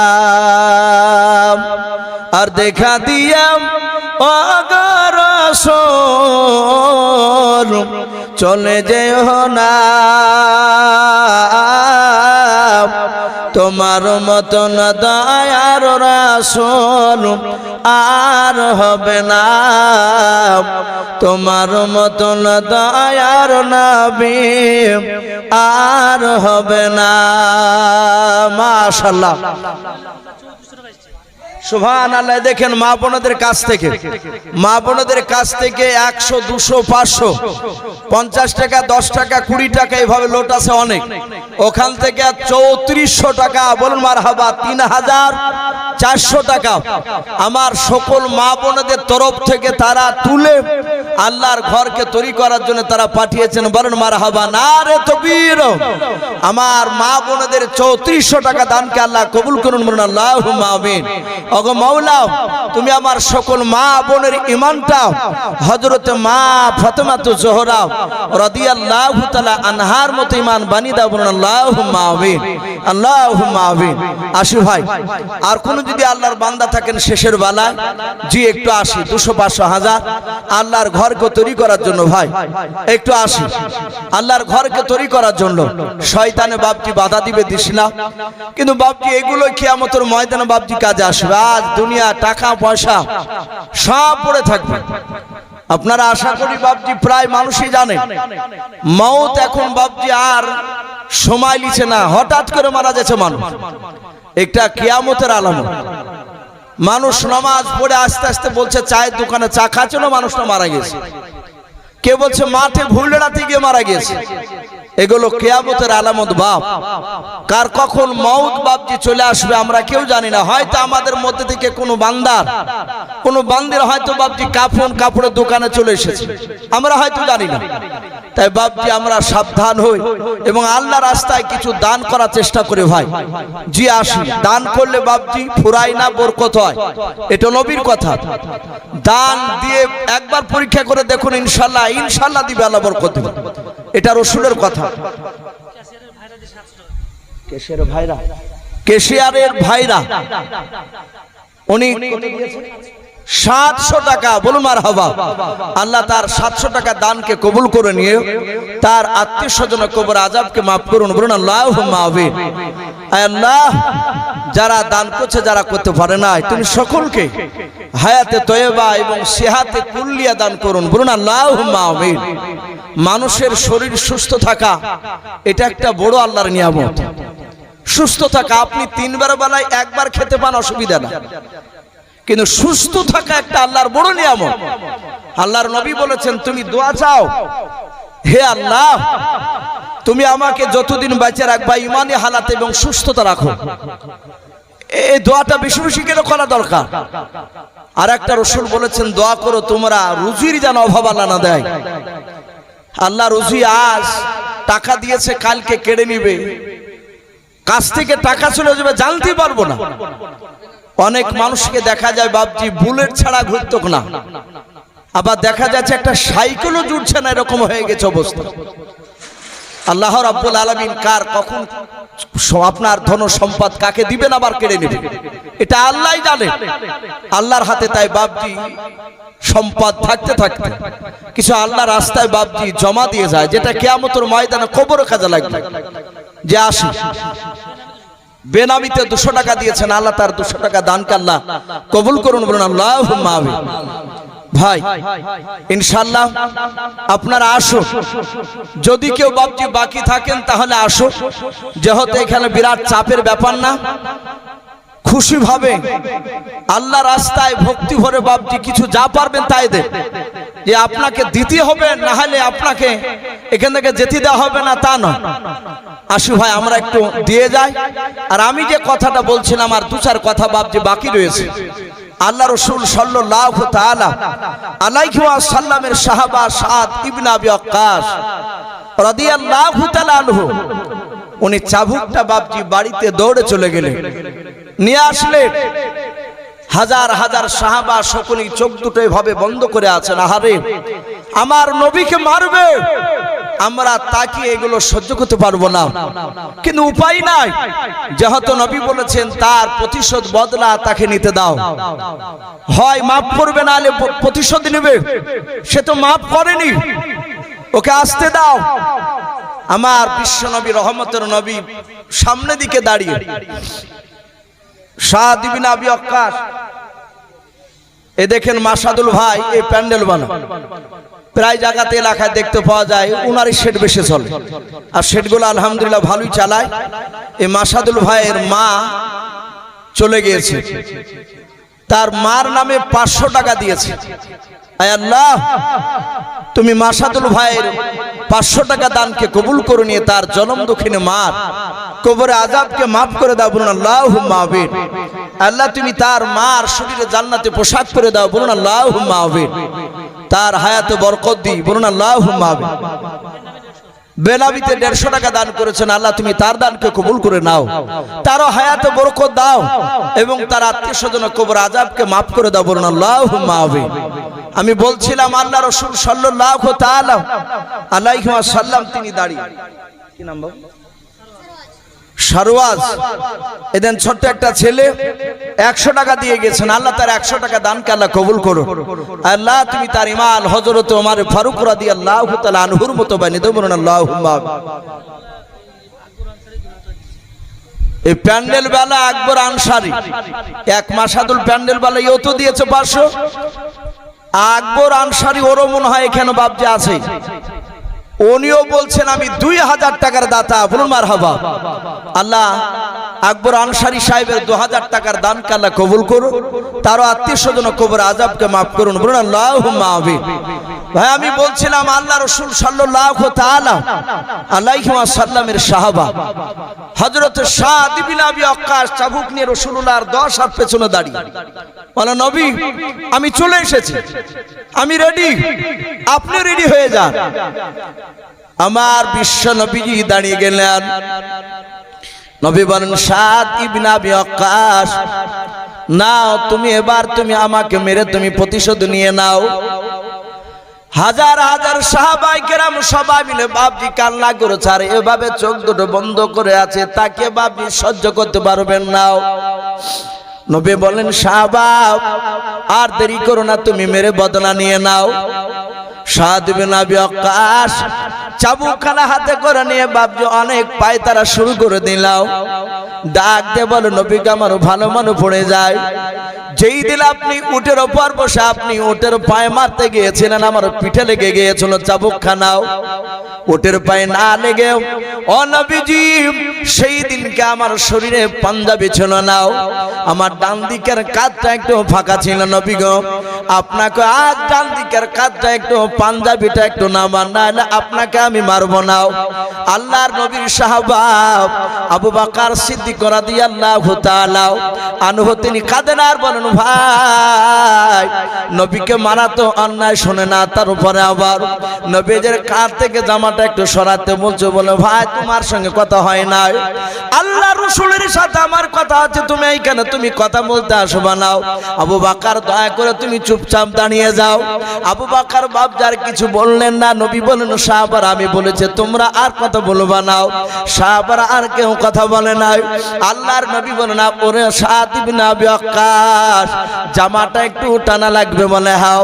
সাদ ইবনে আবি ওয়াক্কাস তিনি দাঁড়িয়ে দাঁড়িয়ে দেখছেন আল্লাহর নবী আমার সামনের দিকে মুখ করে, রে বাবা সামনের দিক কার বাপ যে এইভাবে বাপ যে আপনার ডান দিকের কারিবানটাও আমরা জামার কলার বলি অনেকে, ওই কলারটা বাপ এইভাবে যাতে একটু টেনে দিলেন। সাদ ইবনে আবি ওয়াক্কাস লক্ষ্য করে দেখলেন বাবা যখন বাপ যে টেনে জামাটা একটু সরালেন আর দেখলেন নবীজির ডান দিকের কাঁধে একটা গোস্তের বাপ যে টোকরা ছিল, হাড়ের টিপির সমান বাপ যে আপনার মোটা কবিতর ডিমের সমান বাপ যে একটু উঁচু গোস্তের টোকরা ছিল, ওটাকে আল্লাহর নবী বলেছেন ওটা আমার মাহারে নবাত, বলুন সুবহানাল্লাহ। আল্লাহর নবীজির সাহাবা বললেন নবী গো আর জামাটা টানা লাগবে না, যাহাতে বাপজি মাহারে নবাত একটু আলাদা হয়ে গিয়েছে দেখতে পাওয়া গিয়েছে।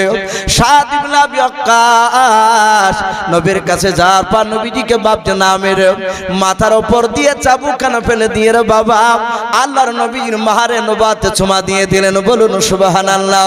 সাদ ইবনে আবি ওয়াক্কাস চুমা দিয়ে চাবুকখানা ফেলে দিয়ে বাপজি নবীর পা দোখানা ধরে বাপজি কেঁদে কেঁদে বলেন ও আল্লাহর নবীজি চরম বেয়াদবি করে ফেলেছে নবী গো, ও নবী আপনাকে কি আমি মারতে পারি নবী?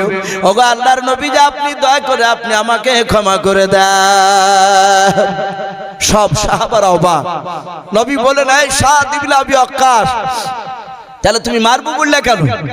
বলে হুজুর আপনি দুনিয়ার বুকে 10 জন ব্যক্তির জান্নাতের খোঁজখবরি শুনিয়েছেন, বলেছেন আবু বকর উনি জান্নাতি, ওমর জান্নাতি, হাসান হুসাইন রাদিয়াল্লাহু তাআলা আনহুম আজমাইন এরা জান্নাতি। এভাবে নারী পুরুষ আপনি 10 জনকে খোঁজখবরি শুনিয়েছেন। এই 10 জনের সিরিয়ালে সাদ ইবনে আবি ওয়াক্কাসের নামটা নেই। ওগো নবী আপনি মেরেছিলেন আমি একটু খুশি হয়েছিলাম, কিন্তু নবী আজকে আমি আপনার কাছে একটু অভিনয় করেছি। আমি আপনার ওই মাহারে নবুয়তের ব্যাপারে আপনার মুখ থেকে শুনেছিলাম, আপনি বলেছেন আদম নবীকে দেয় নাই, মুসা নবীকে দেয় নাই, ঈসা নবীকে দেয় নাই, ইদ্রিস নবীকে দেয় নাই, জারজিস নবীকে দেয় নাই, হুদ নবী আলাইহিস সালাম, এইভাবে এক এক করে হে রাসূল আপনি বাদ দিয়ে কোন নবী রাসূলকে এই মাহারে নবুয়তটা দেয় নাই, শুধু আপনাকে দিয়েছে। নবী নিশ্চয় এটা অত্যন্ত দামি।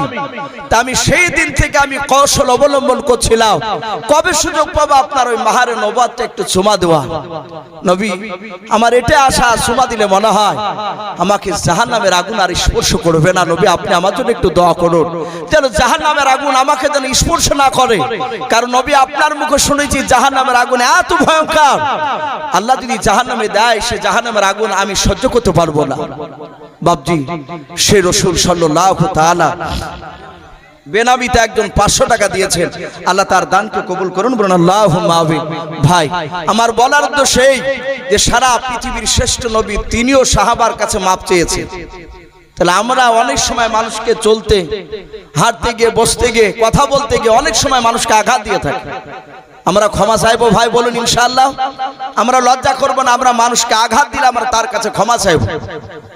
এই রাসূলের কথার দিকে লক্ষ্য করে আল্লাহ রাব্বুল আলামিন আমাদের সকলকে কোরআন এবং সুন্নাত অনুযায়ী আমল করার তৌফিক দান করুন, বলুন আল্লাহুম্মা আমিন। ভাই আমার পরের বক্তা আজকে যিনি জালসার প্রধান বক্তা ভাইজান উনি চলে এসেছে, আর ওনাকে বসে রেখেও বাপজি কথা বলা এটা ঠিক নয়, এটা বেয়াদবি হবে। তো যাই হোক আমি আর আপনাদের কাছে বাপ্পা শেখ আর ওমর শেখ, বাপ্পা শেখ ওর মা 200 টাকা দিয়েছে, আর শাশুড়ি মশাই 500 টাকা দিয়েছে।